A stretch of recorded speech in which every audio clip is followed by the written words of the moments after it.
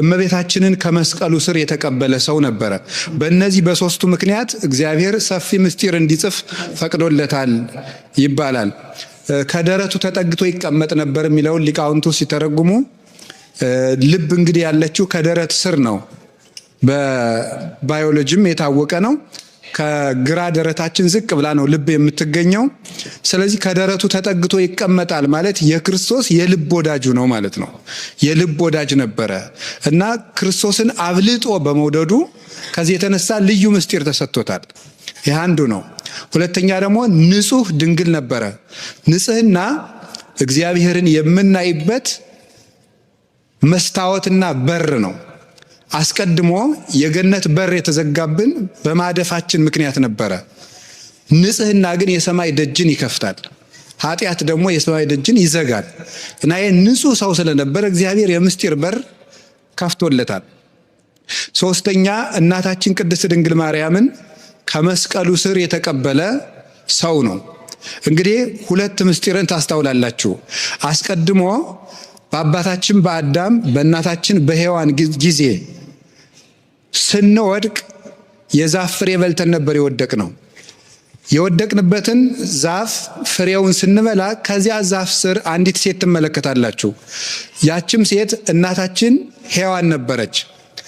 ከሞት ዛፍ ስር አንዲት ሴት ነበረች፣ እሷም ሔዋን ናት። አሁን ደግሞ የዳንበት አንድ ዛፍ ታያላችሁ፣ እሱም መስቀል ነው። ከዚህኛው ዛፍ ስር ደግሞ አንዲት ሴት ትታያለች። ይቺውም ማናት? ድንግል ማርያም ናት። የሞት እናት ሔዋን ነበረች፣ የሕይወት እናት ማርያም ናት። ስለዚህ ጌታችን ኢየሱስ ክርስቶስ እንደ ነፃነት ደብዳቤ አድርጎ ነው እመቤታችንን የሰጠን። የነፃነት ደብዳቤ ዕዳችን ሰርዞ በመስቀሉ ከደመደመ በኋላ ዕዳ ለመውጣታችን ዕዳችን እንደተሰረዘ ምስክር አድርገን የምናሳያት ምልክት የምትሆን ደግሞ ሰሌዳ መለኮት የምትባል እመቤታችንን ከመስቀሉ ስር ሰጠን። ሰሌዳ መለኮት እንተ ብኪ ተጽፈ ግዛነ ኩሉ ዓለም የሚላት ሊቁ ስለዚህ ነው።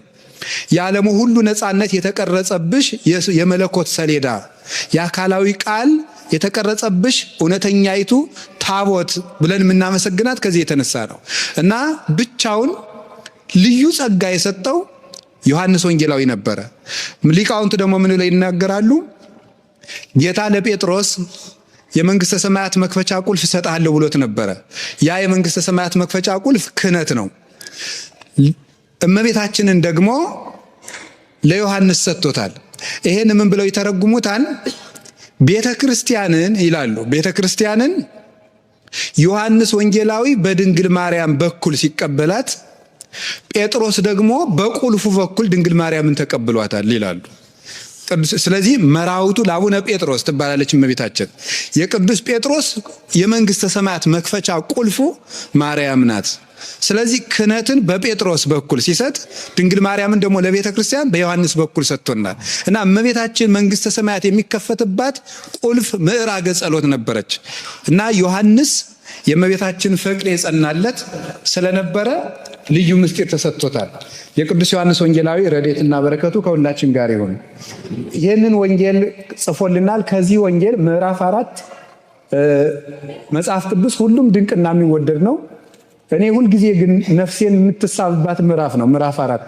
ይህንን ምዕራፍ ኢየሩሳሌም ተገኝቼ በማስተማሬ ክርስቶስን አመሰግነዋለሁ። በጣም የምወደው ምዕራፍ ነው።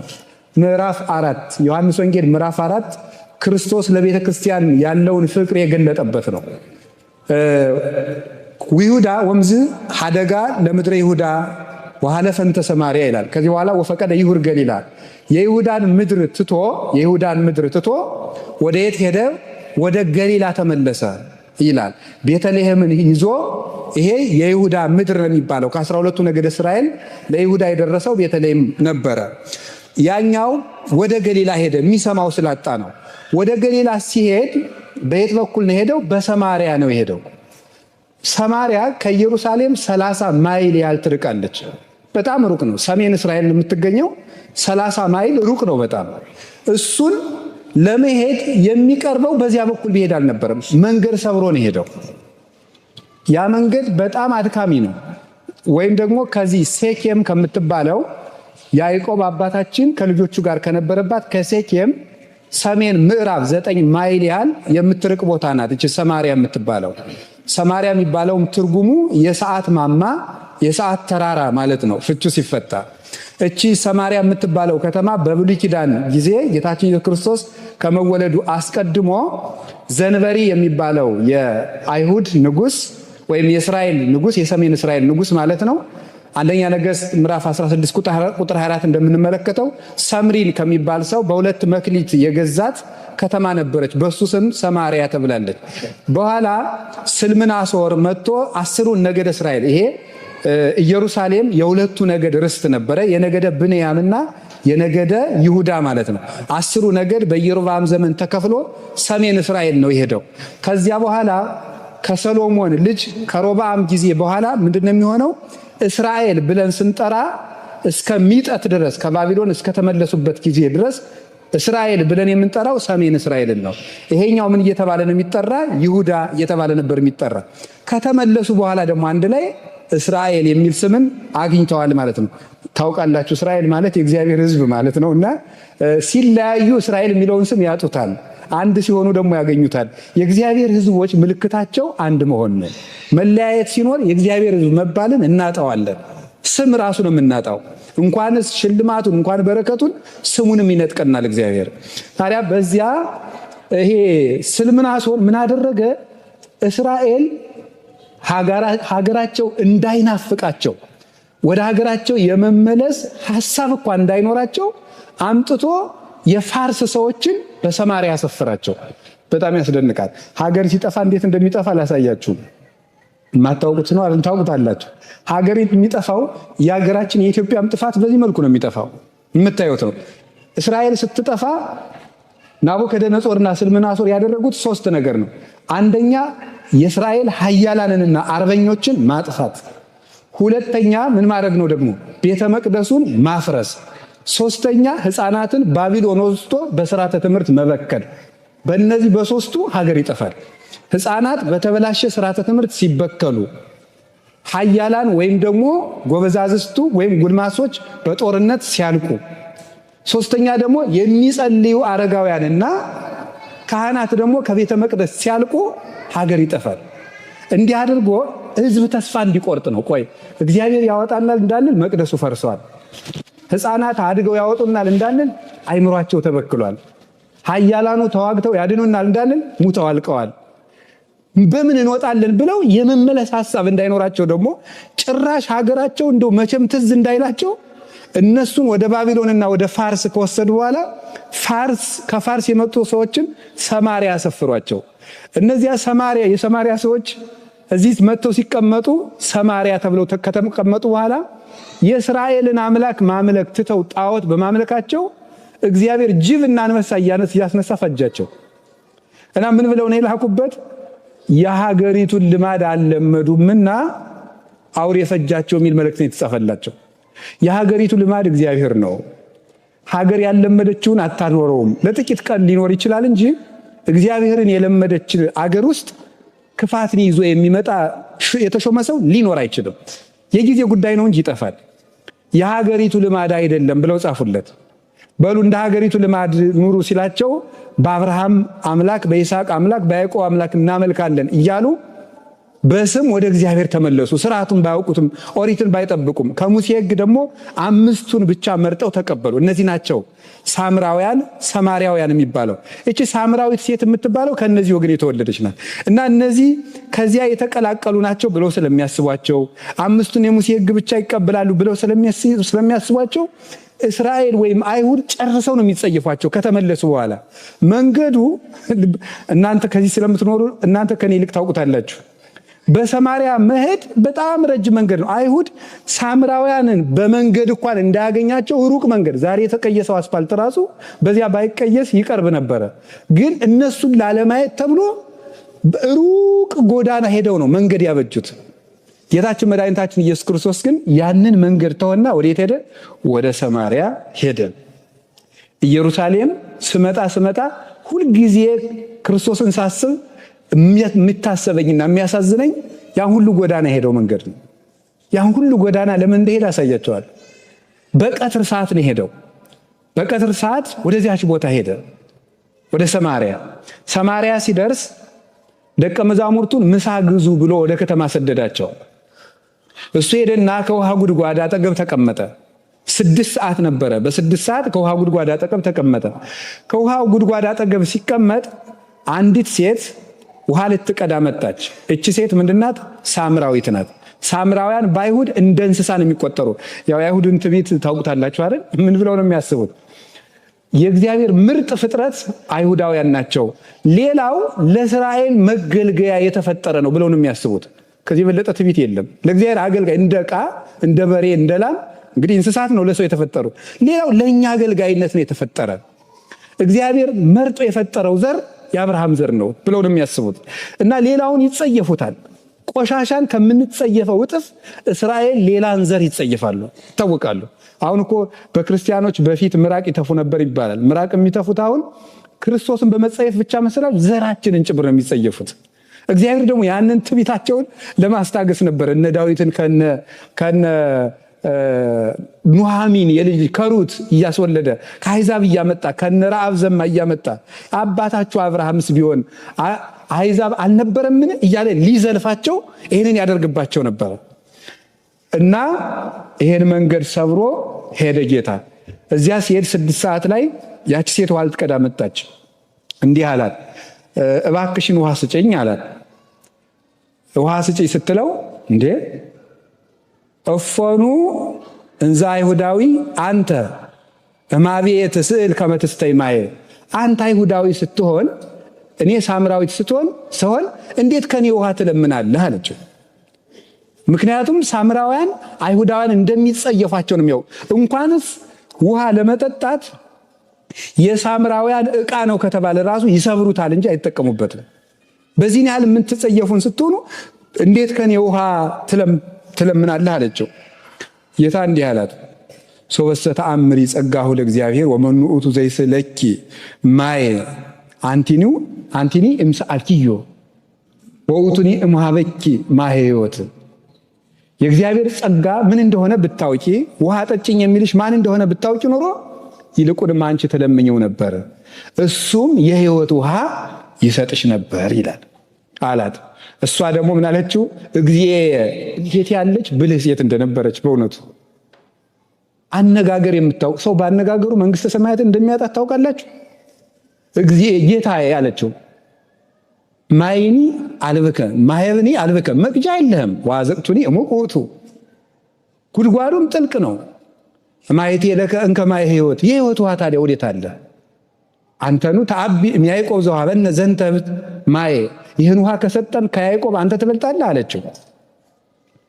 እሱ ደግሞ ቀጠልና የእሱን አነጋገር ቆይ መልሼ ሳብራራው አሳያችኋለሁ እንዴት አድርጎ እንደሚያስተምር።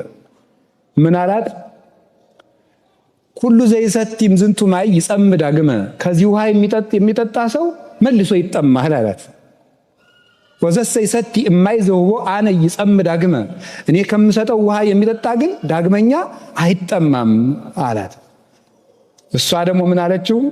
እግዚእ ሀበኒ ዘንተ ማየ ከመ ይጽማ ወይምጻ ዳግመ ከመ እቅዳ ማየ፣ መልሼ እንዳልጠማ ልቀዳም እንዳልመላለስ እባክህ አንድ ጊዜ ተጠጥቶ ሁል ጊዜ የማያስጠማ ያልከውን ያንን ውሃ ስጠኝ አለችው። እሱ ደግሞ ምን አላት?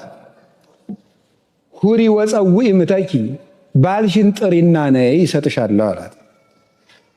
አልቤየ ምእት አለችው፣ ባል የለኝም አላት። ሰናየ ትቤሊ፣ መልካም ብለሻል። እስመ አምስቱ እደው ነበሩ ምስሌኪ ወይዜኒ ዛሃሎ ምስሌኪ ኮነ ምተኪ፣ 5 ባሎች ነበሩሽ፣ ዛሬም አብሮሽ ያለው ባልሽ አይደለምና መልካም ተነግረሻል አላት። ነቢይ እንደሚመጣ እናውቃለን፣ እሱ ሲመጣ ሁሉ ነግረናል አለችው። አነ ውእቱ ዘትናገረኪ፣ የምናገርሽ እኔ ነኝ አላት። ስለ ቃሉ እግዚአብሔር ስሙ የተመሰገነ ይሁን።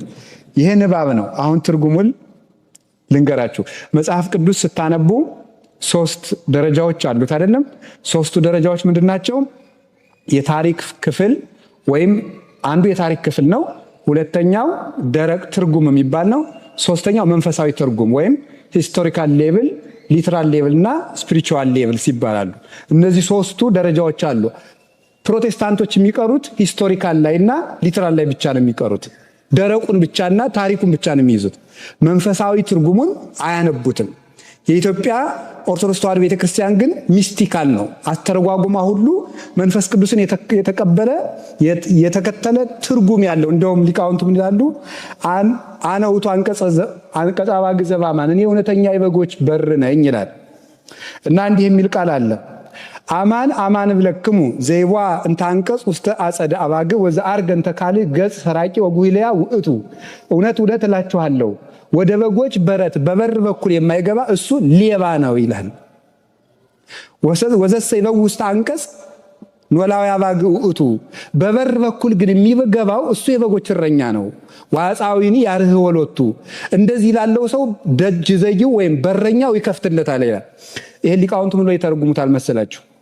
ወደ በጎች በረት በበር የማይገባ የበግ ሌባ ነው የተባለው፣ በመስኮት የሚገባ የተባለው የበጎች በር የተባለ መጽሐፍ ቅዱስ ነው ብለው ይተረጉማሉ ሊቃውንቱ። ከክርስቶስ በተጨማሪ የበጎች በር በመስኮት የሚገባው ማለት ምግባር አልባ መጽሐፍ ቅዱስን ተረጉማለሁ የሚል ሰው፣ ደረቁን አስተምራለሁ የሚል ሰው፣ ይሄ ሌባ ነው ማለት የጥቅስ ሌባ ነው፣ የኃይለ ቃል ሌባ ነው፣ የምስጢር ሌባ ነው፣ የመጽሐፍ ቅዱስ ሌባ ነው። እንደዚህ ያለውን በጎቹን አያውቁትም፣ መምህር አይሉትም፣ አይከተሉትም። እስመ ያምራ ቃሎ፣ መምህርነቱን አያውቁለትም። የእሱን መምህርነት ግን ወዘሰ ይበው ውስተ አንቀጽ፣ በበር የሚገባው ግን እየሰራ የሚያስተምረው ሰው እሱ መምህር ነው። አጻዊኒ ያርህ ወሎቱ፣ የመጽሐፍ ቅዱስ ባለቤት መንፈስ ቅዱስ የመጽሐፍ ቅዱስን በር ይከፍትለታል ይላል። የመጽሐፍ ቅዱስን በር ይከፍትለታል። ያ ሰው ገብቶ ይሄንን ግን በጎቹ እንዳል ወአባግዕ ይሁኒ ይሰማሁ ቃሎ፣ እሱ ግን በጎቹም የዚህን ሰው ድምፅ ይሰሙታል አለ። መምህር እንደሆነ ያውቁለታል፣ ትምህርቱን ያከብሩለታል። ለምን? ወደ በሩ ገብቶ የሚያስተምር ስለሆነ ይላል። እና መንፈሳዊ ትርጉሙን ልንገራቸው። መጽሐፍ ቅዱስ እንዲሁ ዝም ብሎ መጽሐፍ ቅዱስ በኦሪት ዘሌዋውያን ስታነቡ የብሉይ ኪዳኑን በግ ነው የሚመስለው መጽሐፍ ቅዱስ ይላሉ ሊቃውንት። በጉ አለ አይደለም? አታውቁም? በግ አሁን ለሁላችሁ አንድ በግ ሰጥቼ እንዳታርዱት ብላችሁ ጥቅም አለው? በጉን ሰጠዋችሁ እንዳታርዱት፣ ግን ለፋሲካ ይሆናችሁ ብል ምን ያደርግላችኋል? ምንም አያደርግ ማለት። መጽሐፍ ቅዱስ እንደ በግ ነው። በጉን ስታርደው ነው ስጋ የምታገኙ። መጽሐፍ ቅዱስም ሲተረጎም ነው ለነፍስ ምግብ የሚሆነው። ካልሆነ ግን ዝም ብሎ የሚነዳ በግ ነው። ጥቅሱ ዝም ብሎ የሚነዳ በግ ነው። እንደ ኦሪቱ መስዋዕት ነው። ሊቀ ካህናቱ በብልት አድርጎ ይቆራርጠው ውስጡን ይጠባው የሚለው ይሄ ኦሪት ዘሌዋውያን ምዕራፍ 1 ላይ ያለው የብሉይ ኪዳን አይሁድ የሚያቀርቡት መስዋዕት በሙሉ ለመጽሐፍ ቅዱስ ትርጓሜ የተሰጠ ነበረ። ወደዚህ ትርጓሜ ልመልሳችሁ። ጌታችን ኢየሱስ ክርስቶስ 6 ሰዓት በሆነ ጊዜ ደከመ ይላል። ይሄ 6 ሰዓት የሚባለው ክርስቶስ ሰው የሆነበት 6ኛው ሺህ ዘመን ማለት ነው። 5500 ዘመን ከአዳም እስከ ኖህ ያለው 2256 ዘመን ነው። ከኖህ አንስቶ እስከ ሙሴ 1644 ዘመን ነው። ከሙሴ አንስቶ እስከ ክርስቶስ 1600 ዘመን ነው። ይህን ስትደምሩት 5500 ዘመን ይባላል። ይሄ 6ኛው ሺህ ነው። ስለዚህ በ6 ሰዓት ክርስቶስ ደከመ የተባለው በ6ኛው ሺህ ጊዜ ክርስቶስ ሰውን ለማዳን የሚደክምበትን ስጋ ለብሶ መከራ ተቀበለ፣ ተመላለሰ ተብሎ ነው የሚተረጎሙ። ከውሃው ወደ ውሃ ጉድጓድ መጣ ማለት ምንድን ነው ትርጉሙ? ወደ ውሃ ጉድጓድ መጣ የተባለው ምንድነው? ሊቃውንቱ ይተረጉሙታል። ጉድጓድ የተባለ የኛ ጥልቅ ኃጢአታችን ነው ይላል። ይሄንን ነበር ቅዱስ ዳዊት መዝሙር 129 ላይ እማይምቅ ጸዋይኩ ከእግዚኦ፣ አቤቱ ከጥልቅ ጉድጓድ እጠራሃለሁ ያለው ለዚህ ነው። ከጥልቅ ጠራው ያለው ከኃጢአት ጉድጓድ ነው። ስለዚህ ክርስቶስ በ6 ሰዓት ደክሞ ወደ ጉድጓድ መጣ ማለት እኛን ከኃጢአት ጉድጓድ ለማውጣት መጣ ማለት ነው ብለው ይተረጉሙታል። ሁለተኛ ደግሞ በሰሙ ስንወስደው፣ በታሪኩ ስንወስደው 6 ሰዓት መጣ። በእስራኤል ባህል ውሃ የሚቀዳ ማለዳ ነው። የዛሬውን አላውቅም። ዛሬማ ቤት ውስጥ ነው፣ ሌትም ቀን መቅዳት ነው። ድሮ ግን የጉድጓድ ውሃ ምንጭ ቀዱ ሳለ እስራኤል ውሃ የሚቀዱት ጧት ቀደም ብለው ነው። በኢትዮጵያም በገጠር የሚቀዳው ጧት ነው። ስለዚህ ማለዳ ነው የሚቀዳው። ከ3 ሰዓት በኋላ ውሃ ይቀዳም ነበረ። አሁን ይቺ ሴት ስታገባ አስማንዲዎስ የሚባል ጋኔን አለ። እሱ በመጽሐፈ ጦቢት ላይ እንደተቀመጠው ባል ስታገባ ከሷ ላይ ተቀምጦ ባሏን ይገልባታል። ስታገባ ይገልባታል። 5 ባሎች አገባች፣ ሞቱባት። በዚህ ምክንያት ውሃ ሲቀዱ ሴቶች ሁሉ ይች ነፍሰ በላ እያሉ ይቀጻጸቡባታል፣ ይሰድቧል። ስለዚህ ሰው በማይስቅባት ሰዓት 6 ሰዓት ውሃ ልትቀዳ ትመጣለች። የሚስቁባት ሰዎች በሌሉበት ሰዓት አፍራ ላለመሰደብ 6 ሰዓት ትመጣ ነበር። የሰውን ችግር የሚያውቅ ክርስቶስ በዚህ ሰዓት ወደ ጉድጓዱ ሄደ። ለዚያ ነበረ ለሷ ችግር ብሎ 6 ሰዓት ሄደ። ማገልገል ማለት ሰዎችን ማገልገል ማለት ፕሮቶኮል አይደለም። ወደ ሰዎች ችግር መግባት፣ የሰዎችን ችግር የራስን ያህል አድርጎ ማሰብ ነው። ካህን መምህር በዚህ መጠን ነው ለክርስቶስ ለምእመናን ማሰብ የሚገባው። የሚያሳፍረውን ሰው የሚያፍርበትን ቦታ ትቶ ከማያፍርበት አግኝቶ ሰውን ማዳን መጠገን። ስለዚህ በ6 ሰዓት ሄደላት። እንደምታፍር ያውቃልና የማታፍርበት ሰዓት ላይ ሄደ አገኛት በችግሯ ሰዓት። ሌላው ቀርቶ የራሱ ተማሪዎች እንኳን እንዲሰሙባት አልፈለገም ገመናዋ። ደቀ መዛሙርቱ እንዳይሰሙ ደግሞ እነሱን ለምሳ ላካቸው። ብቻዋን እንድታወራው ማለት እንድታወገው ችግሯን እንድትነግረው። ሄዶ ደግሞ አንቺ ሴት 5 ባል አግብተሽ ነበረ እንዲህ ያለ ችግር አለብሽ አላላትም። የዘንድሮ ስብከት የኃጢአት ሪፖርት እኮ ነው። አሁን ሰባኪው ሁሉ የያዘው ህዝቡ የሚሰራውን ኃጢአት እንደ ሪፖርት መልሶ ኃጢአቱን ነግሮ ቤቱን ይሰደዋል። ኃጢአቱን ህዝቡ ያውቀዋል፣ እንዴት ብሎ እንደሚወጣ ነው ያውቃተው እንጂ መንገድ ማሳየት ነው። ጌታችን ኢየሱስ ክርስቶስ ኃጢአትሽ እንዲህ ነው 5 ባል ነበረች አላለም። ምንድን ያላት? ይልቁን ውሃ ስጭኝ ነው ያላት። አንድን ሰው በኃጢአት እንዴት እኔ ሳምራዊት ሲሆን ከኔ ውሃ ትለምናለህ? አንድን ሰው በኃጢአት ከወደቀበት ለመልካም አገልግሎት ትጠሩታላችሁ። እኔ አንተን ለዚህ ፈልጋለሁ፣ አንተ ለእንደዚህ ያለ ቁም ነገር ትሆናለህ ስትሉት እኔ ረባለሁ ይላል ማለት። ይሄን ነው እቺ ሴት የመለሰችው። ስለዚህ አንድን ሰው በኃጢአቱ ከመጀመር አስፈላጊነቱን ነግሮ መጀመር ሰዎችን ከክፋት ያወጣቸዋል። ልክ እናት አባትም ሆናችሁ ልጆችን ስታሳድጉ በሱስ ቢጠመዱ ሱስህን ተው፣ አንተ ልጅ ሱሰኛ ነህ ሰካራም ነህ ከማለት አንተ እኮ ለዚህ ትሆናለህ፣ አንተ እኮ ለዚህ ቁም ነገር የምትበቃ ሰው ነህ ሲሉት ሰው ለክብሩ ስለሚጨነቅ አስፈላጊነቱ ሲነገረው ከክፋት መመለስ ይችላል። ስለዚህ ጌታችን ኢየሱስ ክርስቶስ በሚያንጻት መንገድ ውሃ ስጭኝ አላት። አንተ እንዴት ከኔ ውሃ ትለምናለህ አለች። አይ እኔ ሳምራዊት አንተ አይሁዳዊ አለች። ተራ ክርክርን ተወና ቀስ ብሎ ወጉን ደግሞ አጥፎ ወደ ሌላ ወሰደው። እኔ አይሁዳዊ ነኝ፣ አንተ አይሁዳዊ ነህ፣ እኔ ሳምራዊት ነኝ፣ ውሃ እንዴት ልሰጥ እችላለሁ ነው እንዴ? አይሁዳዊ በሆንስ እንደዚህ ዘር ማብራራት ውስጥ አልገባም። ዝም ብሎ ምንድን ነው ያለው? ውሃ የሚለምንሽ ማን እንደሆነ አላወቅሽም። ከሰዎች ጋር የማይረባ ክርክር ውስጥ መግባት ትክክል አይደለም። ክርክር የአጋንንትና የኃጥአን ምልክታቸው ነው፣ መገለጫቸው ነው። ስለዚህ ስለ ዘሩ አልተከራከራትም። አንቺ ሳምራዊት ነሽ እኔ አይሁዳዊ ነኝ፣ አዎ እውነትሽን ነው፣ ሳምራዊ ማለት እንደዚህ ነው ብሎ ከዘር እንድትወጣ ነው ያደረጋት። ወጣና ወደ ሕይወት ውሃ እንድትሻገር ነው የፈለገ። እሱን ተይው፣ ይሄኛውን ዘር ተይና ከኔ የምትወለጅበትን መንፈሳዊ ልደት ልንገርሽ፣ እሱን ሳምራዊነትሽን ተይው፣ የኔን አይሁዳዊነትን ተይው ነበር ያለ። ዘመዶቼ እውነት ያዛመደን ክርስቶስ ነው። ይሄን በየወጡ የምንቋጠረውን ነገር ካልተውን በእግዚአብሔር መንግስት እድል ፈንታ ጽዋ ተርታ የለንም። አሁን እኔ እንደዚህ ነኝ፣ የኛ ዘር እንደዚህ ነው፣ የኛ ዘር እንደዚህ ነው የሚል ሰው እውነቴን ነው የምነግራችሁ፣ እግዚአብሔርን የሰቀለ ሰው ማለት ይሄ ነው። እግዚአብሔርን የሚሰቅለው ሰው ዘረኛ ሰው ነው። ዘረኛ ሰው የክርስቶስ ባላንጋራው ነው። ክርስቶስ የቤተ ክርስቲያን ምንድን ነው? ራስ በሉ እስቲ ሲበሉ በሉ እንጂ ምን አላችሁኝ? አቤት ራስ ነው አይደል እንዴ? ራስ ምንድን ነው? ክርስቶስ ራስ የሚለው ለምን ይመስላችኋል? ሰብሳቢ ማለት ምን ማለት ነው? ሰብሳቢ ነው። እጅን እግርን እንደም ሁሉ ሰብስቦ የሚይዘው ማን ነው? አቤት ራስ ነው። ራስ ነው። ለምሳሌ እጅን እግርን ይሄን ሁሉ የሚያስተዳድረው ማን ነው? ኮማንድ ሴንተር የሚባለው ማን ነው? አይምሮ ነው አይደለም እንዴ? ለእጅ እዚህ ላይ ሜሴጅ ትራንስሚተር ሴልስ አሉ። እነዚህ ናቸው የሚያስተላልፉት። ዋናው ግን አይምሮ ነው። እዚህ ላይ አንዱ ሰው በመርፌ ብትወጉት እዚህ ላይ ያሉ ሴሎች ወደ አይምሮ ነው መልእክት የሚያስተላልፉ።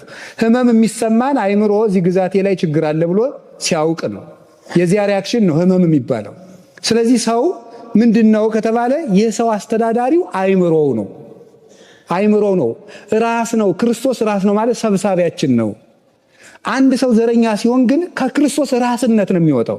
ዘረኛ ሆነ ማለት ይህች ጣት ተቆርጣ ወደቀች ማለት፣ ከወደቀች በራስ መግቦት ይቀርባታል፣ የተጣራ ደም ይቀርባታል፣ የተጣራ ኦክሲጅን ይቀርባታል።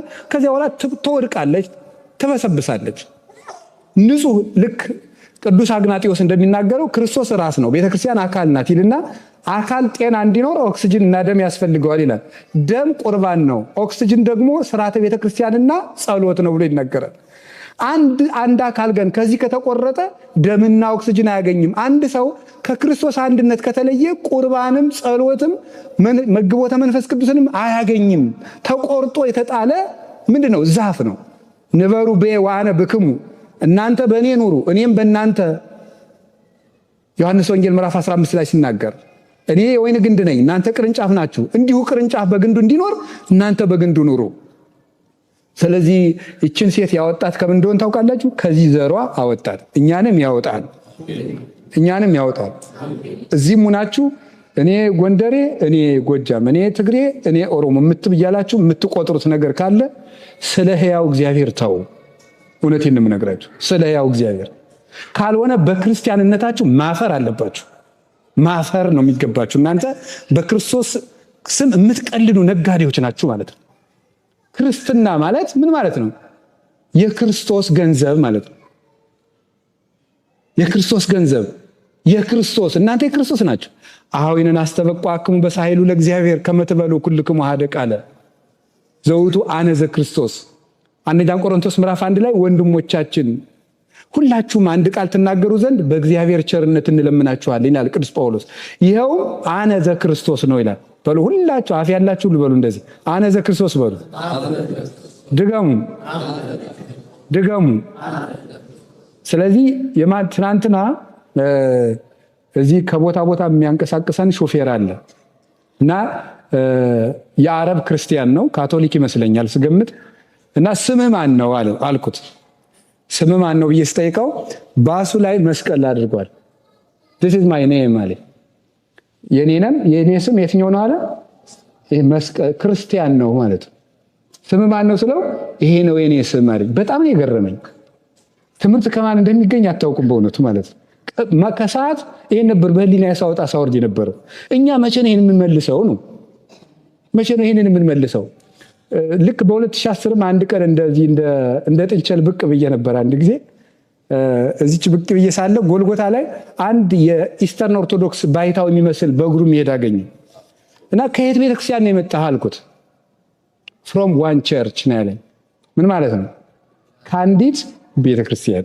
የዚህ የገሌ ሳይ ከአንዲት ቤተክርስቲያን ነው የመጣው አለኝ። እሱን ማስታወሻ ላይ ማታ ጽፌው ነበረ። እና ሁልጊዜ እግዚአብሔር በማን እንደሚዘልፈን አታውቁ። አሁን እኛ አንድ ቤተክርስቲያን ማለት እንችላለን። አሁን እኛ ከአማራ የተሾመ አባ ሲታይ የኛ አባት፣ ከትግራይ የተሾመ አባ ሲታይ የኛ አባት። እንዲሁ እንደዚህ ያለ ጅልነት ነው ክርስትና ሊባል የሚችለው። እንደዚህ ያለ ጅልነት እግዚአብሔር ይሄን ነገር ያስለቅቅልን። እውነት ልንገራችሁ አንደኛ የክርስቶስ ጠላት ማለት ይሄ ሰው ነው። በልቡ ዘር የሚያስብ ሌላው እንዲጠፋ የሚፈልግ ስለራሱ ክብር የሚሰማው የአይሁድ ትምክት ያለው እንዲህ ያለ ሰው ነበረ። የሰቀሉትም እኮ እንደዚህ ነው። ለምንድነው ቀራጮች ጋር የሚበላ አሕዛብ እንዲህ ወይ መጽኡ ሰባሮን ሮሜ ወይ ነስኡነ ሀገረነ፣ እንደዚህማ ከሆነ የሮም ሰዎች ይመጣሉ ሀገራችን ያበላሹብናል ብለው እኮ ነው የሰቀሉት። እነሱ እስከዚህ በላይ ምን አድርገውታል? እኛ ክርስቲያን ሆነን እናድርገው እንደሄንን።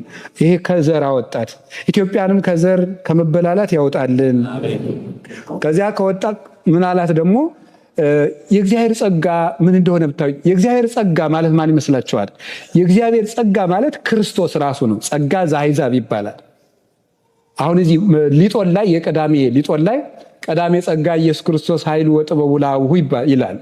ቀዳሜ ጸጋ ማለት ቀዳማዊ ራሱን ጸጋ አድርጎ የሰጠ ብለው ይተረጉሙታል አበው።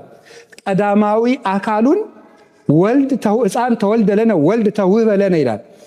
ሕፃን ተወለደልን ወንድ ልጅም ተሰጠን ይላል። ክርስቶስ ራሱ ስጦታ ነው።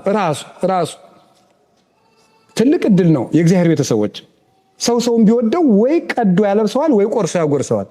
ክርስቶስ ግን ራሱን ነው የሰጠን።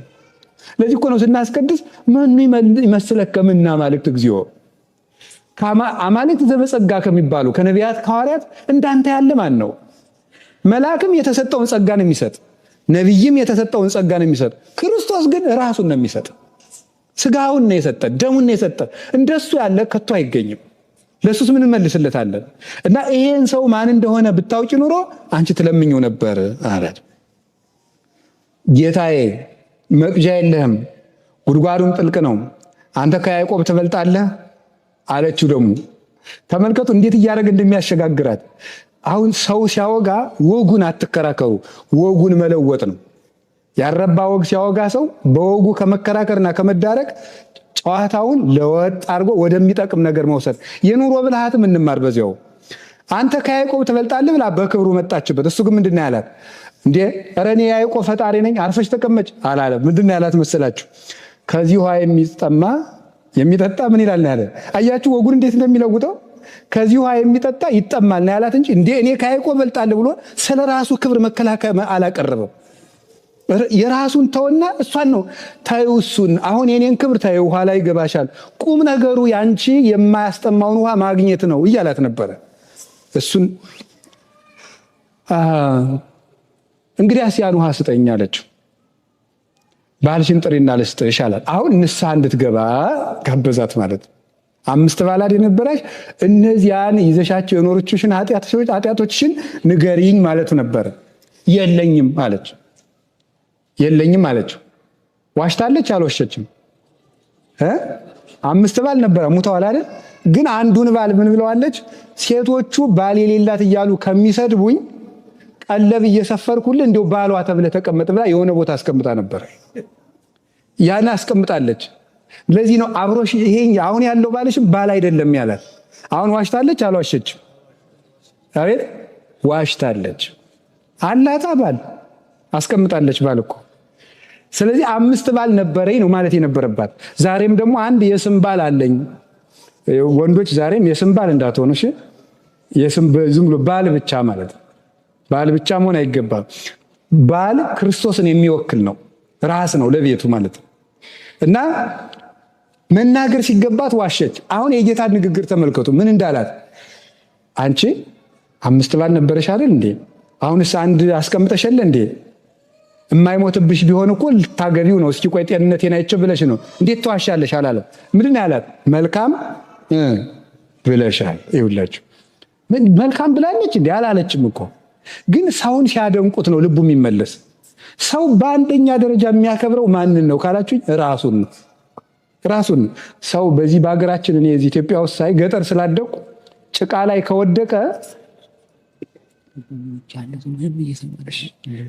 ከወደቀ ሰው ምን ያደርጋል መሰላችሁ? ወድቆ አሞት ህመሙን ሳያስብ ሰውን ነው ቀና ብሎ የሚያዩ። ሰው ስቆብኛል ወይ ነው እንዴት ለክብሩ እንደሚጨነቅ ታውቃላችሁ? ህፃናት ዕቃ ይደፉና ጎሽ ጎሽ ልጄ ምንም አላረክም ስንላቸው ይስቃሉ። ቀና ብለው ፊታችንን የሚያዩ። ይልፋህ ካለው ያለቅሳል። ለምንድነው ሰው ለክብሩ ይጨነቃል? እና ሰው ሰማት ክርስቶስ። አንደኛ ልብ ብላችሁ አሁን ሰው በዚህ ዓለም ዛሬም ራሱ ሰው ያጣ ምንድነው? የሚሰማው ነው ያጣ። የሚሰማው አጣ። የት ያውጋ? የሚሰማው ስላጣ እኮ ነው ቲክቶክ ላይ እየሄደ የሚለፈልፍ። የሚሰማው አጥቷል። ባልም ሚስቱን አይሰማም፣ ሚስትም ባሏን አሰማም።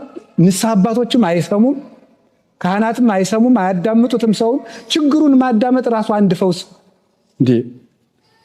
የሳይኮሎጂ ሕክምና እኮ አንዱ ምንድነው? ማዳመጥ። ሐኪም መጀመሪያ ምንድነው የሚያደርገው? ነጭ ልብስ መልበስ። ነጭ ልብስ ጋውን የሚለብሱ ለምንድነው? ሐኪሞቹ ነጭ ተስፋን ስለሚሰጥ የሰውየውን አይምሮ ስለሚማርከው። ከዚያ ማዳመጡ አንዱ ሕክምና ነው። ያዳምጠዋል።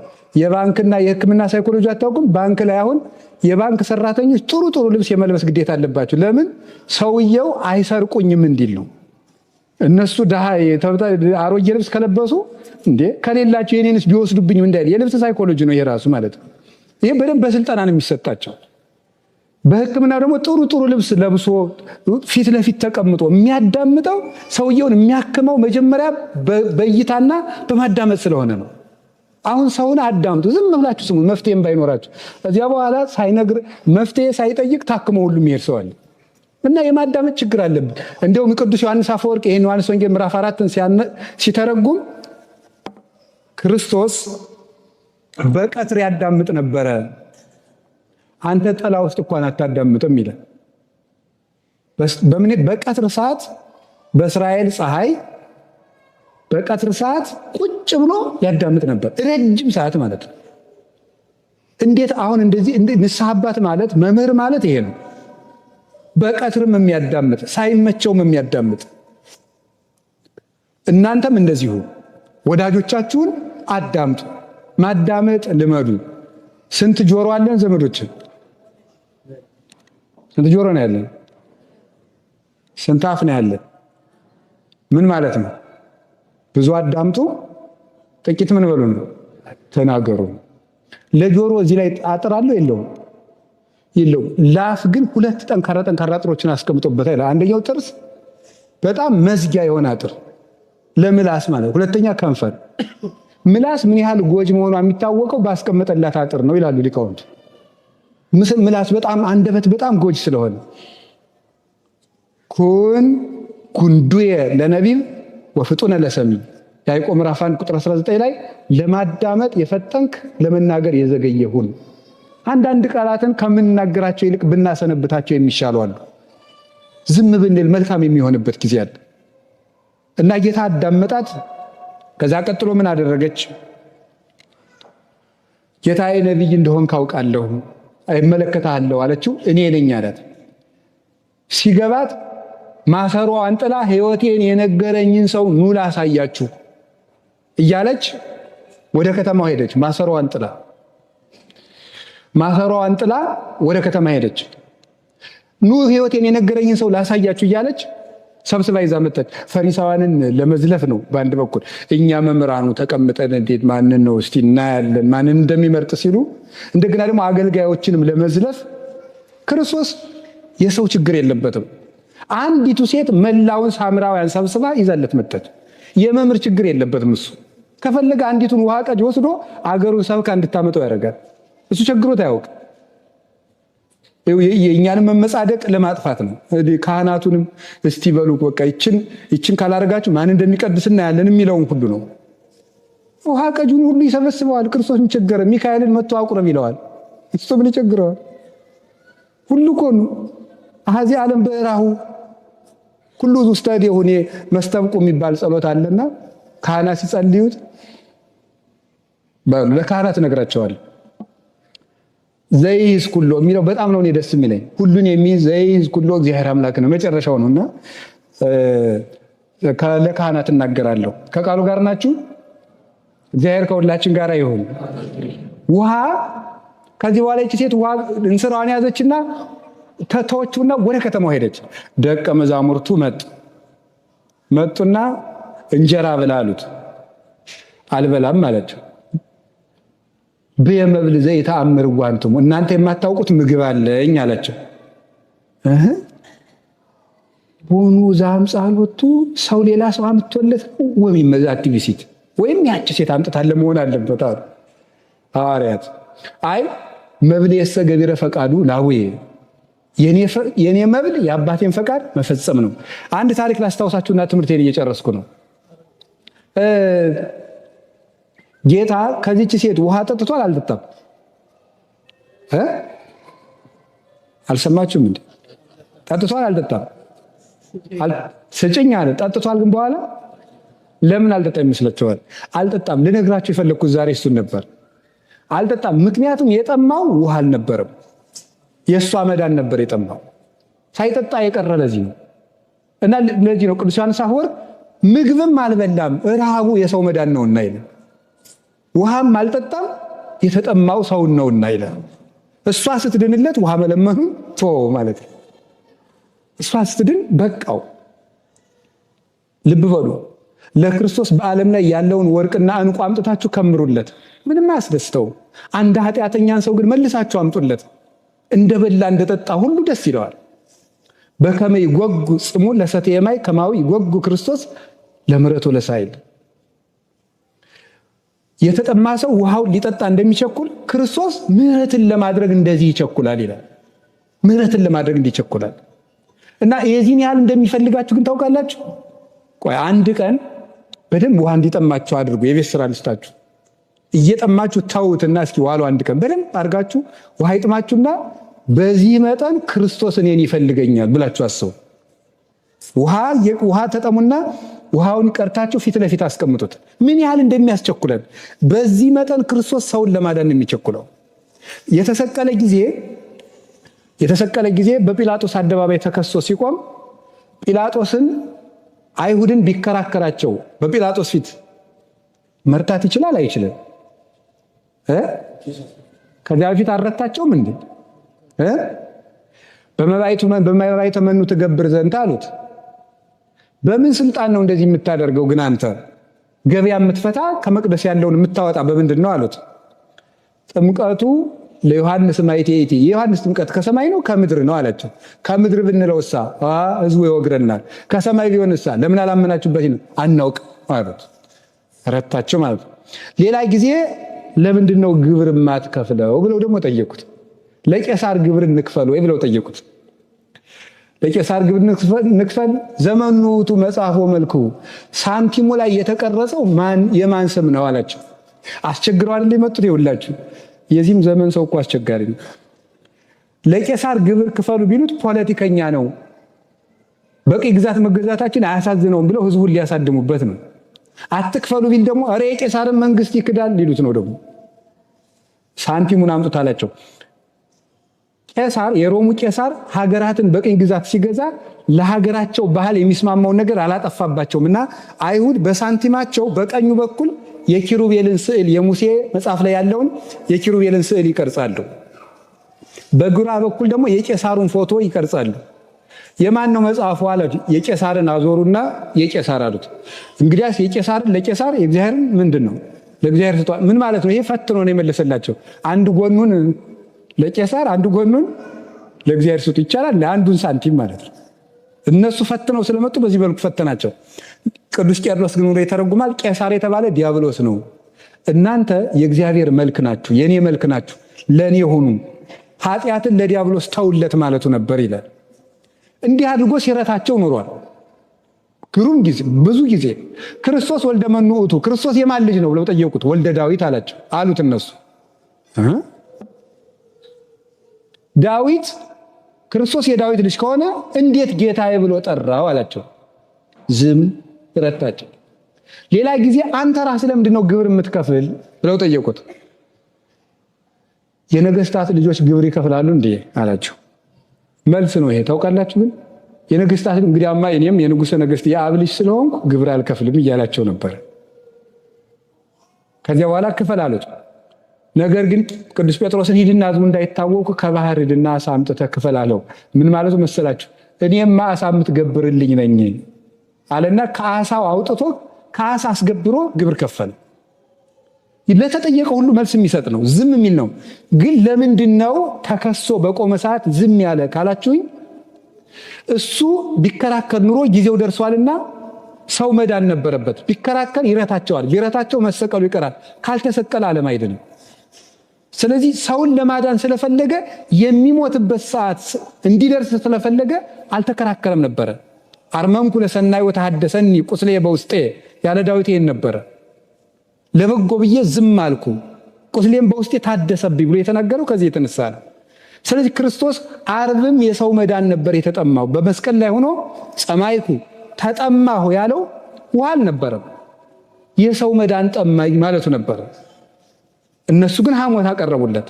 መዳንን ይውላችሁ ተጠማው ሲል ሐሞት ማቅረብ ማለት ክርስቶስ እናንተ እንድትድኑ ፈልጋለሁ እያለ ያንን ፍላጎት ዘግቶ መራራ ኃጢአት መስራት ማለት ነው። ለኛ ሲተረጎም ሐሞት ማጠጣት ማለት ነው። የክርስቶስ መጠጡ የኛ ድነት ነውና፣ የክርስቶስ ምግቡ የኛ ምንድን ነውና መዳን ነውና። እና ወገኖች ክርስቶስ እንደ መብል እንደ መጠጥ ሰው ይርበዋል፣ ሰው ይጠመዋል። ሰው እንሁን፣ እንመለስ። የማይረቡ ነገሮቻችንን አራግፈን እንጣል። ከማይረባ ነገራችን ካጓጉል የህሊና ድህነታችን መውጣት አለብን። ይሄን ነው ልነግራችሁ ፈልገው። የማያስጠማ ውሃ እርሱ ነው። ሁለት ጉዳዮችን ልንገራችሁ። ከውሃ ጉድጓድ የውሃውን ጉድጓድ ሁለተኛ መተርጎም ስለሚያስፈልግ ነው። የውሃ ጉድጓድ የተባለች ቤተክርስቲያን ናት። የውሃ ጉድጓድ የምትባል ቤተክርስቲያን ናት። ከውሃ ዳር መቀመጡ ጌታችን መድኃኒታችን ኢየሱስ ክርስቶስ አንድ የአበውን በረከት ለማክበር ነው። የአብርሃምን፣ የይስሐቅን፣ የያዕቆብን ክብር ለመግለጥ ነው። ያ ውሃ የአበው ውሃ ስለሆነ፣ ሁለተኛ ደግሞ ያዕቆብ ሚስቱን ያጨ ከምን ዳር ይመስላችኋል? ከውሃ ዳር ነው። ይስሐቅ ሚስቱን ያጨ ከምን ዳር ነው? ከውሃ ዳር ነው። አታነቡም እንዴ? እስራኤል ተቀምጣችሁ ይሄን ካላነበባችሁ ተመስገን ነው። አንደኛ ይስሐቅ ሚስቱን ያጫት የት ነው? ከውሃ ዳር አይደል እንዴ? አዎ፣ በያው ብር አማካኝነት ማለት ነው። ይስሐቅ ሚስቱ የታጨችለት ርብቃ ከየት ዳር ነው? ከውሃ ዳር። ያዕቆብ ራሔልን ሚስቱን ያጫት ከየት ነው? ከውሃ ዳር። ሙሴ ሚስቱን ያጫት ከየት ዳር ነው? ከውሃ ዳር። ኦሪት መቼም ይሆናል ብላችሁ ነው አይደል? ኦሪት ዘጸአት ምዕራፍ 2 ላይ ነው ያለው ማለት ነው። ኦሪት ዘጸአት ምዕራፍ 2 እንደምናደርገው ሙሴ ሚስቱን ያገኛት ከውሃ ዳር ነው። ስለዚህ የአበው ሚስቶች የታጩት ከምንድን ነው? ከውሃ ዳር ማጨት። እስኪ ከውሃ ዳር ማጨት በሉ በሉ እንጂ ሰርግ ስላለ ወንጌሉም ወደዚያው ይሄድ ብዬ ነው። ይሄዳል፣ በምስጢር ይሄዳል። እስኪ ከውሃ ዳር ማጨት በሉ። ከምን ዳር? ከውሃ ዳር ማጨት ማለት ነው። በጣም ግሩ። ሚስት የሚታጨው ከውሃ ዳር ነው። እንግዲህ ምን ማለት ይመስላችኋል? ምን ማለት ይመስላችኋል? ባልና ሚስት ማንና ምን የሚወክሉት? ክርስቶስንና ማንን ነው? ክርስቶስንና ወይም መለኮትንና ተስቤትን። ባል ምንን ይወክላል? መለኮትን ይወክላል። ሚስት ምንን ትወክላለች? ተስቤትን ወይም ስጋን፣ መለኮት የለበሰውን ስጋ ይመስላሉ። መለኮትና ስጋ በተዋሂዶ አንድ እንደሆኑ ባልና ሚስት ዛሬ አንድ ይሆናሉ። ሲጋቡ አንድ ነው የሚሆኑት። ስንት አይደሉም? ስንት አይደሉም? አቤት፣ አንድ ነው፣ ሁለት አይደሉም። የነሱ አንድነት ለመለኮትና ለትስብእት አንድነት ነው። ባልና ሚስት ከተጋቡ በኋላ ቢፋቱ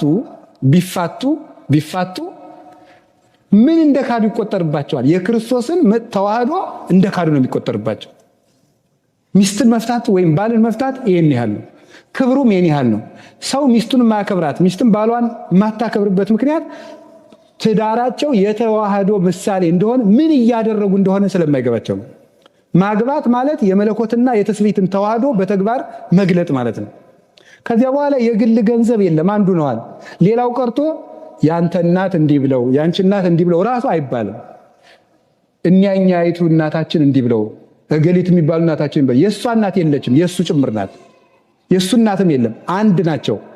ገንዘብን የገሌ የሚባል የለም። ቅዱስ ዮሐንስ አፈወርቅ ቆሮንቶስን በተረጎመበት ድርሳኑ አንድ የሚያስደንቅ ነገር ይናገራል። ሰው ሲያገባ ቃል ስጋ ሲሆን ራሱን ለተዋህዶ ለኩነተ ስጋ ሰጥቶ ከስጋ ጋር ተዋህዷል። ባል ለሚስቱ ራሱን ነው የሚሰጣት፣ ሚስትም ለባሏ ራሷን ነው የምትሰጠው። ሳንቲም ቢደብቁ ግን በደንብ ልብ ብላችሁ ስሙ የቅዱስ ዮሐንስ አፈወርቅን ትምህርት። ከሰውና ከገንዘብ ማን ይበልጣል? አቤት፣ ሰው ይበልጣል አይበልጥም? አቤት፣ ይበልጣል። በጣም ግሩ። አንድ ሰው ባል ሲያገባ ለሚስቱ ምኑን ነው የሚሰጣት? መጀመሪያ እንዲሁም በአማርኛ ሊቃውንቱ ትርጓሜ ሲተረጉም ብሎ ይተረጉሙታል። ባል አካሉን ለእናቱ ገልጦ አያሳይም። ለማን የሚገልጠው? ለማን የሚገልጠው? ያሳደገችው እናቱ አካሉን አታውቀውም። ከዚያ በኋላ ከሆነ ጊዜ በኋላ ሚስት አካሏን የምትገልጠው ለማን ነው? አሁን ተመልከቱ፣ ራሱን ሰጠ ማለት ነው። ያልሰጣት ምን አለ? ከዚያ በኋላ ግን ይሄኛው ገንዘቤ የግሌ ነው ብትሉ ይላል፣ ካንተ ይልቅ ገንዘቡን እንዳስበለጥከው ተመልከት ይላል። አንተ ሰው ምን ያህል ራስክን እያዋረድክ እንደሆነ ታውቃለህ ይላል። እንዴት አድርጎ ነው ያዋረደው? ራስክን ሰጥተህ ሳንቲም የምትሸሽጋት ከሆነ ከእኔ ገንዘብ ይበልጣል ብለህ ራስን ሰደብክ ይላል። ይሄ ነው ተዋህዶ ማለት። ስለዚህ ከውሃ ዳር መታጨት የክርስቶስን ተዋህዶ ስለሚወክል ከውሃ ዳሩን ኋላ አልተረጉምላችሁ ነው። ትዳር የመለኮትና የትስብእት ምሳሌ ነው። እንደገና ደግሞ ትዳር የክርስቶስና የቤተክርስቲያን ምሳሌ ነው። ባልና ሚስት የክርስቶስና ቤተክርስቲያን ምሳሌ ነው። እኔ ይህን ነገር ስለ ክርስቶስና ስለ ቤተክርስቲያን እለዋለሁ ብሎ ቅዱስ ጳውሎስ ኤፌሶን 5 ላይ እንደነገረን ክርስቶስና ቤተክርስቲያን በመስቀል ነው የተዋሃዱት። የአዳም ሚስቱ ከየት የተፈጠረች ይመስላችኋል? ከእኔ የተፈጠረችው? ጥያቄው ቀሎባችሁ ነው? መልሱት እንጂ። የአዳም ሚስቱ ከምን አካሉ ነው የተፈጠረችው? አቤት ከግራ የሚል የት አነበባችሁ? ከጎኑ ነው። ከጎኑ የሚል ነው እንጂ ከግራ ጎኑ ይላል መጽሐፍ አይልም። ግን በታሪክ በትውፊት ትሰማላችሁ። ግን ምን ይላሉ አባቶቻችን? አይ ሔዋን የተፈጠረችው ከቀኝ ጎን ነው ይላሉ። ከግራ ጎን የተባለችበት ምክንያት ልብ ያለ የት ነው? በግራ። ደም ያለ የት ነው? ልብ። ሴትም ደም ይፈሳታል ለማለት ከግራ ተባለች እንጂ ከቀኝ ነው። ለምን? ቀኝ ለመርዳት ፈጣን እንደሆነ ሴቶችም ለመርዳት ፈጣን ናቸው ይላል። ለዚህ ተፈጥረዋል። ከጎን ነው የፈጠረው፣ ከቀኝ ጎን። በምን እናውቃለን ሲባል በጌታ ስቅለት ጊዜ ነው የምናውቀው። አዳም ሚስቱን ሔዋንን ከቀኝ ጎኑ እንደተፈጠረችለት ክርስቶስ ሙሽራው ቤተክርስቲያንን ከቀኙ በፈሰሰ ደም መሰረታት ነው። ስለዚህ ሚስት የቤተክርስቲያን ምሳሌ ነው። በክርስቶስ ደም ነው የተመሰረተችው። የያዕቆብ ሚስት ራሔል ትባላለች። ልያ ደግሞ ሌላይቱ ሚስቱ ናት፣ እህቷ። እና አንድ ጊዜ ራሔል በወለደች ጊዜ የያዕቆብ ፍቅር ወደ ራሔል ተመልሶ ነበረ፣ ልያን ትቶ። ራሔል ነፍሰ ጡር ሁና ሳለ የልያ ልጅ ሮቤል ያለ ጊዜው የደረሰ እሸት ይዞላት መጣ። ያንን እሸት ይዞላት ሲመጣ ሴቶች ነፍሰ ጡር ሲሆኑ ያዩት ምግብ ሁሉ ሊያስፈልጋቸው ይችላል፣ ጠባያቸውም ይለዋወጣል። እና አዲስ ነገር ስለሚወዱ ያንን እሸት ስጭኝ አለቻት። ባልሽ ከኔ ጋር እንዲያደር ፍቀጅና ልስጥሽ አለቻት። ብቻ ስጭኝ እንጂ ይደር አለቻት። ያዕቆብ ዶ የዚያን ዕለት ከራሔል ጋር ከልያ ጋር አደረ። የዚያን ዕለት ማንን ወለደች? ይሳኮር ማለት አስብኤ ማለት ነው ሲተረጎም። ከዕብራይስጥ ወደ አማርኛ ሲመጣ ዋጋዬ ማለት ነው። በእሸት ያገኘው ልጄ፣ እሸት ሰጥቼ የወለድኩ ማለት ነው። እና ይህንን አባ ጊዮርጊስ ሲተረጉሙ ነው ሊተረጉማል። ወበከመ እጸኮል ዘአይተዋ ሮቤል ለልያ እሙ ወተጸንሰ ይሳኮር ወስመ ይሳኮር አስብኤ ብሂል ከማው ተጸንሱ መሃይምናን እምቤተ ክርስቲያን ቅድስት ዘተመርአዋ ወልድኪ ብሎ ይናገራል። በእሸት የተገዛው ይሳኮር እንደተጸነሰ ሁሉ እንደዚሁ በማኅፀንሽ ፍሬ በኢየሱስ ክርስቶስ ዛጸርዎ ማለት አይሁድ የጠመቁት ወይን ማለት ነው፣ የሰቀሉት ሲል ነው። ዛጸርዎ ዕብራውያን በሊቶስጥሮስ መካን በሊቶስጥሮስ አደባባይ በልጁ አይሁድ በሰቀሉት በማኅፀንሽ ፍሬ በኢየሱስ ክርስቶስ ዋጋነት ምእመናን ከቤተ ክርስቲያን ማኅፀን ቀራንዮ ተጸነሱ ይላል። ስለዚህ ቤተ ክርስቲያን የተወለደችው የተሞሸረችው መቼ ነው ከተባለ ዓርብ ነው። ክርስቶስ እና ቤተ ክርስቲያንን ያዋሃዳቸው ደሙ ነው፣ የክርስቶስ ደም ነው። ባልና ሚስትን አንድ የሚያደርጋቸው ቁርባን ነው። እንዲያውም ቅዱስ አግናጤዎስ የማይቀደስባት ቤተ ክርስቲያን በረት ናት ይላል። ወይም ደግሞ ዝም ብሎ ሲምፕል ኦርጋናይዜሽን ተራ ስብስብ ናት ይላል። ቃል በቃል ከራሱ ድርሰት የወሰድኩት ነው። ዝም ብሎ ተራ ድርጅት ናት፣ መዋቅር አጥር ናት። ቤተክርስቲያን ካልተቀደሰባት በረት ናት። ቁርባንም ትዳርም በቁርባን ካልከበረ በረት ነው፣ ተራ ጓደኝነት ነው፣ ተራ ኑሮ ነው፣ አያጸድቅም። ስለዚህ አግብታችሁ ያልቆረባችሁ ሰዎች መቁረብ አለባችሁ። በፍትህ መንፈሳዊ እንዲሁም አባቶቻችን የፈረስ የበቅሎ ጋብቻ ነው ያለ ቁርባን የሚደረገው ብለዋል። ስለዚህ አሁን ወደ ስጋው ደግሞ መምጣት አለባችሁ። ትዳራችሁ ቅዱስ እንዲሆን ባልየውም በክርስቶስ ሚስቱን በቤተክርስቲያን እንድትመክሰል ክርስቶስ ቤተክርስቲያንን ደሙን ማጭ አድርጎ ነው የሰጠ። ቅዱስ ያሬድ በዝማሬው ሕጽ ያለ ቤተክርስቲያን ይለዋል። ደሙን የቤተክርስቲያን ማጫዋ ጥሎሿ ደም ነው ይላል። ባል ለሚስቱ ቀለበት አስሮ ቀለበት ወርቅ ጥሎ ያገባታል። ክርስቶስ ግን ለቤተክርስቲያን የሰጣት ጥሎሽ የገዛ ደሙ ነው ይላል። ይሄ ማለት ባል ለሚስቱ እስከ መጨረሻው ራሱን ይሰጣል ለማለት ነው። የቤተ ክርስቲያን የክርስቶስ ድርሻው ምንድን ነው? በደንብ ስሙ። የክርስቶስ ድርሻው ያላገባችሁ ሁሉ ስሙ።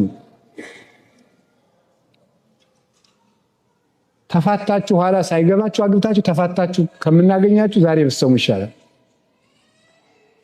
ባል ለሚስቱ ሊያደርግላት የሚገባ ምንድን ነው? ይሄ ነው ስሙ። መጽሐፍ ቅዱስ የሚለውን ባል ለሚስቱ ምን ሊያደርግላት ይገባል? እኛ እኮ ሳይኮሎጂ ሳንማር መጽሐፍ ቅዱሳችን ሳይኮሎጂን የሚያስንቅ ነገር ነው ያለው። ሴቶች ምንድነው ከባሎቻቸው የሚፈልጉ ብትሉኝ ወበከመ ክርስቶስ አፍቀራ ለቤተ ክርስቲያን ከማሁ እደውኒ ያፍቅሩ አንስቲያሆሙ። ክርስቶስ ቤተ ክርስቲያንን እንደወደዳት ባሎችም ሚስቶቻቸውን ይውደዱ። ስለዚህ ሚስት ከባሏ ምን ትፈልጋለች ቢባል መወደድ። እስኪ መወደድ በሉ ንገሩኝ እንጂ በሉ ንገሩኝ። አሁን ባልና ሚስት ሲጣሉ ሁልጊዜ እወድሻለሁ ብለኸኝ አታውቅም እያለችኝ ይሉኛል እኔም ለምክር ሳገኛቸው እና ለምን አትልም? ይሁን መወደድ ይፈልጋሉ ብሎ የነገረ ማን ነው? ጳውሎስ። ምርጥቃው ጳውሎስ የሴቶችን አእምሮ በመንፈስ ቅዱስ ተገልጦለት ነገር ሴት የምትፈልገው ከባሏ እንደሚወዳት ማረጋገጥ ነው። አሁን ለምሳሌ ስጦታ ስጠኝ ገዝተኩ አንድ እኔ አገኛቸዋለሁ በባሎቻቸው ተቆርፈው ሳገኛቸው አንድ ቀን ስጦታ ገዝቶልኝ አያውቅም። ገንዘቡ እኮ የጋራዋ እንደሆነ ታውቃለች፣ ግን ፍቅሩን ማረጋገጥ ስለምትፈልግ ነው። አሁንም እንደ ድሮ ይወደኛል ወይ ማለት ትፈልጋለች። ያንን በየጊዜው ማድረግ ወይስ ሰልችቶኛል ጠልቶኛል ወይ ማለት ስለምትፈልግ አእምሯቸውን መጠበቅ፣ ንግግራቸውን በማዳመጥ ክብር በመስጠት ልክ ጌታችን ሴት እንደሰማት ሚስትን ማዳመጥ፣ ሴቶች ሲሰሟቸው ስለሚወዱ ማለት ነው። እሺ ሴቶች ደግሞ ለባሎቻቸው ምን ያደርጉ? እኔ ምንም አልጨምርም፣ ቅዱስ ጳውሎስ የሚለውን ብቻ ነው ማመጣ። ወበከመ ቤተ ክርስቲያን ትትዔዘዞ ለክርስቶስ ከማሁ አንስትኒ ተአዘዛ ለአምታቲክን። ቤተ ክርስቲያን ለክርስቶስ እንደምትታዘዝ ሚስቶች ወይ ለባሎቻችሁ ታዘዙ። መታዘዝ ነው። ባል የሚፈልገው ምንድን ነው? ባሎች ደግሞ አሁን እኔም ሳገኛቸው በንስሐም በምክርም ፈጽሞ አታከብረኝም ነው የሚሉ። በቃ ጥያቄ ማንኛውንም ባል ብትሰሙት በሚስቱ ያለው ቅሬታ አታከብረኝም ነው። ልንገራችሁ በሴቶች ዓለም ዝም ብዬ ሳነብ ነው የጣሊያን ሴቶች ይወደዳሉ አሉ። ለምንድን ነው አሉ? ወንድ መንከባከብ ስለሚችሉ፣ ካልሲውን ስለምታወልቅለት፣ ኮቱን ተኩሳ ስለምታለብሰው፣ እንደዚያ ስለምታደርግ ክብሩን ስለምትገልጥለት ይወዳል። ማንኛውም ሰው እነሱን ማግባት ይፈልጋል። እና ኢትዮጵያ መጥተው በቅኝ ግዛቱ ጊዜ እነሱም የኢትዮጵያን ሴቶች ይፈልጉ የነበሩትና ብዙ ጊዜ ከኢትዮጵያውያን ያገቡ የነበሩት ወታደሮች አንዱ እኮ በአድዋም ከዚያም በኋላም በጃንሆይ ጊዜ የሚሸነፉ የነበሩት አንዱ ወደ ሴቶች ይገቡ ነበር። ሴቶች ደግሞ የኛ ሴቶች አርበኞች ናቸው። ፈረንጆች ሲመጡ እያሳለፉ ይሰጧቸዋል። እና ያን የሚፈልጉበት ምክንያት ኢትዮጵያውያን ሴቶች ባሎቻቸውን በማክበር የታወቁ ስለሆኑ መጽሐፍ ቅዱሳዊ የዋጀን እንደሆነ የእነሱን አላውቅም ከየት እንደመጡ። ስለዚህ ባልን ማክበር ሳራ ባሏን ጌታዬ ትለው ነበረ። ሞኝነት እኮ ነው እንጂ አሁን ደግሞ ይሄ ፌሚኒስት መጥቶ የለ እኩልነት እንዴ ምንድን ነው? እኔም እኩል አንተም እኩል፣ እኔ ጥቁር ሰርቻለሁ አንተም ራስ ስራ። እንደዚህ ባልጅልነት ቢያግዝ ጥሩ ነው። እውነት ነው መተጋገር። ግን ይሄ አጉል እኩልነት ሴት እንደውም ባሏን ባሪያ አድርጋ መግዛት የምትችለው በፍቅር ነው። እሺ የምትለው ከሆነ እዚያ በኋላ እንደ በግ ሰሎሞን እንደሚለው እንደ በግ አንገቱን ይዛ እየጎተተች መግዛት ትችላለች። ከታዘዘችው እሺ የምትለው ከሆነ ውሳኔውን ካከበረችለት ሴት ባሏን መግዛት ቀላል ነው የሚሆንላት። የማታከብረው ከጓደኞቹ መካከል የምታዋርደው፣ ውሳኔውን የምታቃልል፣ እንግዳ ይዞ ሲመጣ የምታጉረመርም፣ ጓደኞችን የምትንቅ ከሆነ ግን ያው እንግዲህ የሚመጣውን እናንተ ታውቃላችሁ። ስለዚህ ቤተክርስቲያን ለክርስቶስ እንደምትታዘዝ ሚስቶች ወይ ደግሞ የሚገርመው አንድ ነገር ይያዙልኝ። ከመዘለ እግዚእነ ለባሎቻችሁ ስትታዘዙ ለክርስቶስ እንደታዘዛችሁ እያሰባችሁ ታዘዙ ማለት ነው። ወይ እንዴት ያለ ጽድቅ እንደሆነ ተመልከቱት። እመቤቴን አብሯት ለሚያድር አብሯት ለሚኖር ሰው እየታዘዘች ግን እንደመናኝ ለክርስቶስ እንደታዘዘች ይቆጠርላታል። ጥሩ ዕድል አይደለም? ሴቶች ለባል መታዘዝ ለክርስቶስ ቀጥታ መታዘዝ ከሆነ እንዴት ይሄን ዕድል ልንንቀው እንችላለን? ሚስትን ማክበር ክርስቶስን ማክበር ከሆነ አካልን ማክበር ከሆነ ከዚህ በላይስ ምን ፍቅር አለ?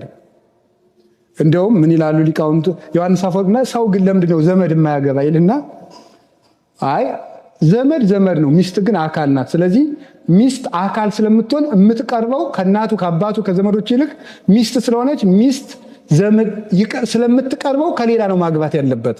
እነሱ ይርቃሉ። ከሚስት ይልቅ በዝምድና እናት ትርቃለች ይባላል። የምትቀርብ ሚስት ናት። ሰው እናቱ ወይሃድግ ብእሲ አባሁ ወእሞ ወይተለዋ ለብእሲቱ ሰው እናት አባቱን ይተዋል ሚስቱንም ይከተላል የተባለ ከዚህ የተነሳ ነው። ከቃሉ ጋር ናችሁ? እግዚአብሔር ከሁላችን ጋር ይሁን። ባልና ሚስት የሚመሰሉት በዚህ ነው የሚመሰሉት። ሌላው በአካል ይመሰላሉ። እስቲ በአካል በሉ። ምን አላችሁኝ? ወንድ ምንድነው? ራስ በሉ። ሚስቱ ደግሞ ምንድናት? አካል። አካል ማለት የትኛው ነው? እስቲ ሁላችሁም አካላችሁን አሳዩ። ያዙ በእጃችሁ አካላችሁ። አካል የሚባለው የቱ ነው? አካል። እሺ ቦዲ የሚባለው የትኛው ነው? ከዚህ እስከዚህ ነው። እኔ እንደውም አንዳንድ ጊዜ ይገርማል። ለካ ያቺ ቦዲ የምትባለው ልብስም በዚያ ነው መሰል ይወጣላል። ከዚህ እስከዚህ ናት። አያችሁ? እና አካል የሚባለው ከዚህ እስከዚህ ያለው ነው። አካል ይባላል። ይሄ አካል ነው። እና ቤተክርስቲያን አካል ናት የምትባል ይሄ ነው። ቢጋር እስከለተን የሚባለው ይሄ ነው። ሌሎች ምንድናቸው? ሴልስ ናቸው። እነዚህ ህዋስ ነው የሚባሉት። እጅ፣ እግር፣ ፀጉር፣ አይን፣ አፍንጫ እነዚህ ህዋስ ነው የሚባሉት። አካል የሚባለው ግን ይሄ ነው። አሁን አንድ ራስ አለ፣ አንድ አካል አለ። መሀል ላይ ምን አለ? አንገት። ስንት አንገት ነው ያለው? አቤት። እሺ ስንት ራስ አለ? ስንት አምላክ አለ? እሺ ስንት አካል አለ? ስንት ቤተክርስቲያን አለች? ስንት አንገት አለ? ስንት ሃይማኖት አለ? አንገት ሃይማኖትን ነው የሚወክለው ማለት ነው። አንገት ሃይማኖት አራይ ክኒ እህቴ መርአት በሃቲ ንብረተ ክሳድኪ ይላል መኃልየ ዘሰሎሞን ላይ። የንጉሥ ዳዊት ልጅ ሰሎሞን ሲናገር በመኃልየ ዘሰሎሞን እህቴ ሙሽራዬ በአንዲቱ የአንገትሽ አቀማመጥ አሳዘንሽኝ ይላል። በአንዲቱ የአንገትሽ አቀማመጥ ማለት አንገታችሁን እንዲህ ብላችሁ ሳትሉ 3 ቀን መቀመጥ ትችላላችሁ። በአንዲቱ የአንገትሽ አቀማመጥ አሳዘንሽኝ አላት። ከኔ በቀር ሌላ አምላክ አታምልክ የምትለው ናት ይቺ አንድ አንገት የተባለች። ራስንና አካልን የሚያገናኝ አንድ አንገት አለ። ባል ራስ ነው።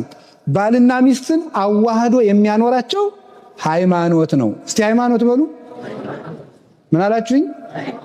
ሃይማኖት ነው። ባልና ሚስትን የሚያዋህዳቸው ሃይማኖት ነው እንጂ ሰውን ጠብቆ ማዳን አይቻልም ማለት ነው። መተማመን የሌለበት ትዳር ሁልጊዜ ቁስል ነው። መተማመን አለባችሁ። ሚስታችሁን ለባላችሁ አሳልፏት ለእግዚአብሔር አሳልፎ መስጠት፣ ባል ለእግዚአብሔር አሳልፎ መስጠት። ሰውን በስልኩ ቴክስት እየጎረጎራችሁ ልትከታተሉት አትችሉም። ማንዳንት የደወለችልን ይሄ ማነው ቴክስት እያላችሁ ብትዳረቁ ጥቅማ ትርፍ የለው፣ መቁሰል ነው። ተውት በቃ። ሰውን ራሱን ለራሱና ለእግዚአብሔር ተውት። አባታችን አብርሃም ሳራን ለማን ነው የተዋት? ለእግዚአብሔር። ምንና ሲባል ሌላ ሀገር ምንድን ነው ያለ? ሌላ ሀገር ሄዶ እህቴ ናት። እህቴ ናት ያለ ምንድን ነው? እኔ እህቴ ናት ልበል፣ ሚስትነቷን ደግሞ እግዚአብሔር ይጠብቅልኝ ብሎ ነው። ጠበቀለት። ንጉሱ ሌሊት ይመጣ ታው የነብይ ሚስት ናት እንዳትደርሳል። ትዳርን ሃይማኖት ይጠብቀዋል እንጂ ጥርጥር አይጠብቀው። ስለዚህ በሃይማኖት ተዋህዶ መኖር ይገባል። ከቃሉ ጋር ናችሁ? ከቃሉ ጋር ናችሁ? እግዚአብሔር ከሁላችን ጋር ይሁን። በመጨረሻም አንድ ዕለት የሚባለው ስንት ሰዓት ነው? አቤት ስንት ሰዓት ነው? 24 ሰዓት። እሺ ቀኑ ስንት ይሆናል? ሌሊቱ ሰዓት ሁልጊዜ ነው ግን ነው? ሁልጊዜ 12 ነው አይደል? እኩል አይደለም። አሁን አንዳንድ ጊዜ ሌሊቱ ይረዝማል አይደለም እንዴ? 14 ሰዓት ድረስ ይሄዳል።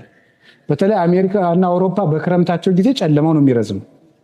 ጨለማው እየረዘመ ይሄዳል በክረምቱ ወቅት። አንዳንድ ጊዜ ደግሞ ምን ይሆናል? ብርሃኑ ይረዝማል። አንዳንድ ሰሞን ሚስት መልካም ትሆናለች፣ አንዳንድ ሰሞን ደግሞ ባል መልካም ይሆናል። ዙሮ ግን 24 ሰዓት ናቸው አይደል? ዙሮ ምንድነው? ትዳር ነው ማለት ነው። ሁል ጊዜ ሃይ ኤክስፔክቴሽን የሚባል አይደለም? ይሄንን ማስወገድ ነው። በቃ እንደው እሷ ጋር ከሆንኩኝ ገነት ነው ብላ አታስብ። እሱ ጋር ከገባው እንደው ተመስገን አይባልም። ሰው ስንት ነገር እኮ ይዞ ነው የሚመጣው። ያስተዳደግ ባክግራውንድ አለው፣ የእውቀት ባክግራውንድ አለው፣ የመንፈሳዊ ልህቀት ደረጃው ያነሰ ሊሆን ይችላል። ጓደኞቹ የሚጭኑበት ነገር አለው፣ አካባቢው የሚጭንበት ነገር አለው፣ ኑሮው ራሱ የሚጭንበት መንገድ አለው። ሰይጣን ራሱን የቻለ ፈተና ይጭንበታል። ሰው በዚህ ሁሉ መከራ ተከቦ የሚኖር ሰው ነው እና ስህተትን ማለፍ መልመድ አለብን። ስህተትን ማለፍ፣ ሰውን እንደ መልአክ አለመጠበቅ፣ እንዲሳሳት መፍቀድ ያስፈልጋል። ይሄው እንደሆነ ትዳሩ ቅዱስ ሆኖ ከእግዚአብሔር የሚያደርስ ይሆናል። ከቃሉ ጋር ናችሁን? ከቃሉ ጋር ናችሁ? እግዚአብሔር ከሁላችን ጋር ይሁን። እንደዚያ ከሆነ ከውሃ ዳር መታጨት ምንድን ነው? እስኪ አንድ ጊዜ በሉ። ከውሃ ዳር መታጨት በሉ። ከውሃ ዳር መታጨት። ከውሃ ዳር መታጨት ማለት መሰላችሁ? ያዕቆብ የክርስቶስ ምሳሌ ነው። ይስሐቅ የክርስቶስ ምሳሌ ነው። ዮሴፍ የክርስቶስ ምሳሌ ነው። ውሃ የቃለ እግዚአብሔርና የጥምቀት ምሳሌ ነው። ጉድጓድ የቤተክርስቲያን ምሳሌ ናት። ልክ አባቶቻችን እነዚያ ታላላቆች ይስሐቅ፣ ያዕቆብ፣ ሙሴ ሶስቱ ሚስቶቻቸውን ከውሃ ዳር እንዳጩ ክርስቶስ ነፍስን የሚያጫት ቃለ እግዚአብሔር ስትቀዳ ሲያገኛት ነው።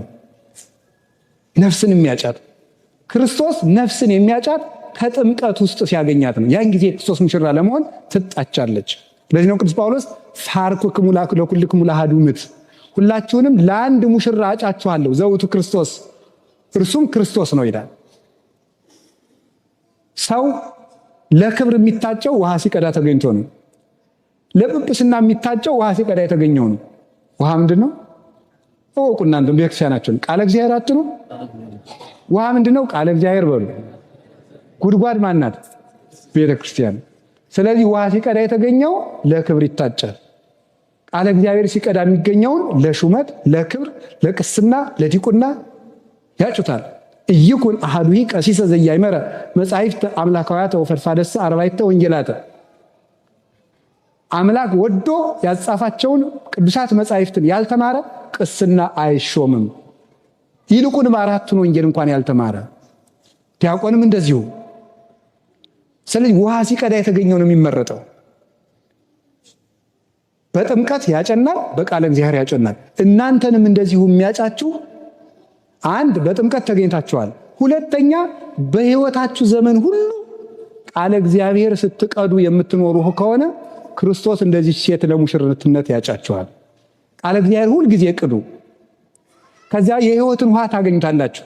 የሕይወት ውሃ ያለው ራሱን ነው። አንድ ጊዜ ተጠጥቶ የማያስጠማ ውሃ ያለው ለምንድን ነው? ዓለም ሁሉን ነገር መልሳ ታስጠማናለች። ምሳሌ ልንገራችሁ። ኢትዮጵያ ያለ ሰው እስራኤል ብሄድ ቴል አቪቭ ቢኖር ጥሩ ነው ቢል ደግሞ መልሶ ደግሞ አይ ካናዳ ብሄድ ጥሩ ነው ያሰኛል። ካናዳ ብሄድ ደግሞ ኒውዮርክ መሄድ ያሰኘዋል። ደግሞ እዚያ ብሄድ አይ ሲንጋፖር ሊልም ይችላል።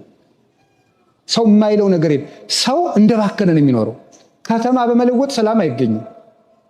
እግዚአብሔርን በማግኘት ብቻ ነው ሰላም የሚገኘው። ልብስ አላረካ ብሎ የት እንደደረሰ ታውቃላችሁ? ሱሪ ራሱ ተሰፍቶ ጂንስ መጣ። ከዛ ደግሞ ታይላንድ የሚባል መጣ። መልሶ ደግሞ አሁን ስቲኪን የምትባል ደግሞ መጣች። ከዛ መጨረሻ ላይ ቀዳዳ ሱሪ መጣ። ይገርም፣ በጣም ነው የሚገርም። ሰው አያችሁ ባልተቀደደ ልብስ መርካት ሲያቅተው የተቀደደ ልብስ ደግሞ በውድ ዋጋ ነው እኮ የሚገዛው። ይሄ ምንድነው ሲባል ሁሉንም ነገር ብንለውጥ አረካል። ሁልጊዜ ነፍሳችን ትጠማለች። ሁልጊዜ ደስታን ይጠማል። ልብ በሉ። ሰው አንድ ሚስት አግብቶ መኖር አቃተው። ከዛ ወደ 5 አይነት ጋብቻ ተመሰረተ። አሁን ይሄ ምዕራቡና አሜሪካ ላይ ያለ ሳምቦ የሚባል ጋብቻ አለ።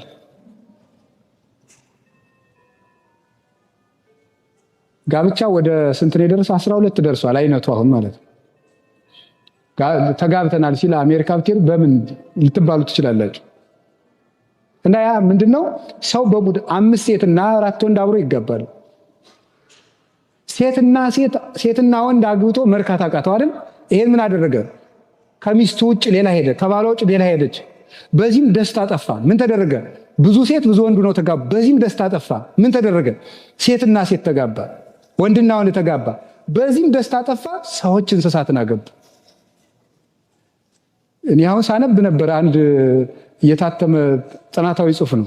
ሴትዮቱ ራሷን አግብታ ጃፓን ውስጥ ራሷን አግብታ በጣም ግርም የሚያደርግ ሰርግ እንደዚህ ባልሽ ማን ነው? እኔ ይሄ ምንድነው ሲባል ሰዎች በዓለም ላይ የሚባክኑለት ነገር ደስታን ፍለጋ ነው። እና ደስታ ሰዎች የሚኖሩት ለደስታ ነው። ሌላው ቀርቶ ታውቃላችሁ፣ በጣም ብዙ የኢንተርኔት መተግበሪያዎች የመጡት ለምንድን ነው? ሰዎች መርካት ስላቃታቸው ነው። ሰዎች ብዙ ሰዎችን ካህን መሆን አያሰማው ነገር የለም። ብዙ ወጣቶች እየመጡ ሲነግሩኝ ይሰማለሁ። ሌሊቱን ሙሉ ከፌስቡክ ወጥቶ ቴሌግራም፣ ከቴሌግራም ወጥቶ ዩቲዩብ፣ ከዩቲዩብ ወጥቶ ትዊተር፣ ከትዊተር ወጥቶ ኢንስታግራም፣ በዚህ ሁሉ ሲባክን 10 ሰዓት ሌሊት ይነጋል።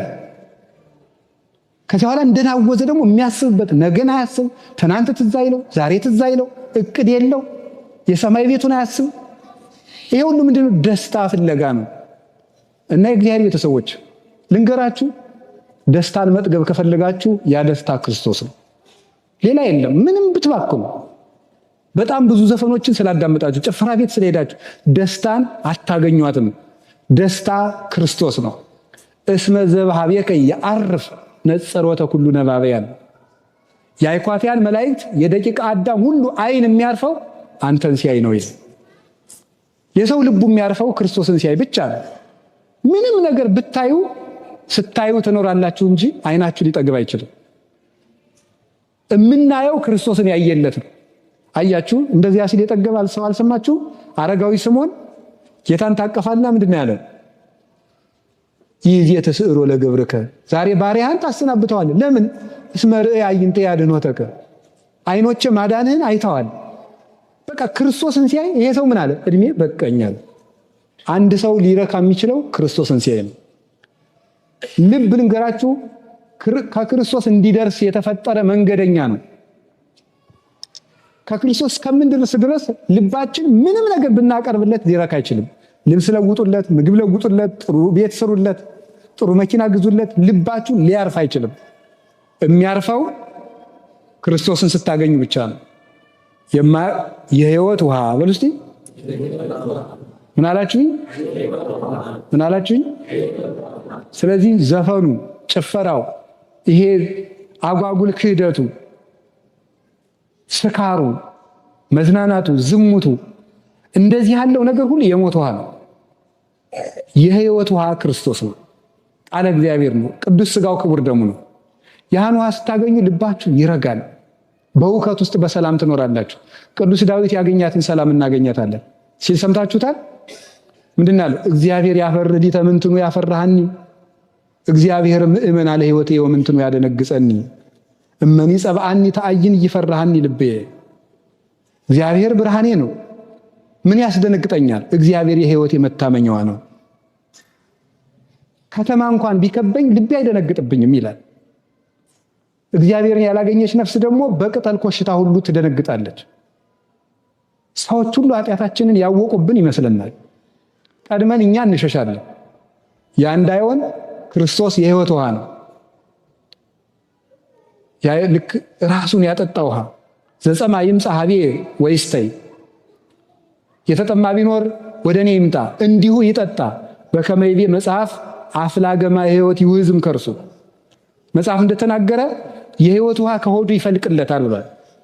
የህይወት ውሃ የተባለውን ክርስቶስ ውሃ የሚሰጠንን 4 ጥቅም ከክርስቶስ ጋር ላያይዝና የትምህርት ማጠቃለያ ነው።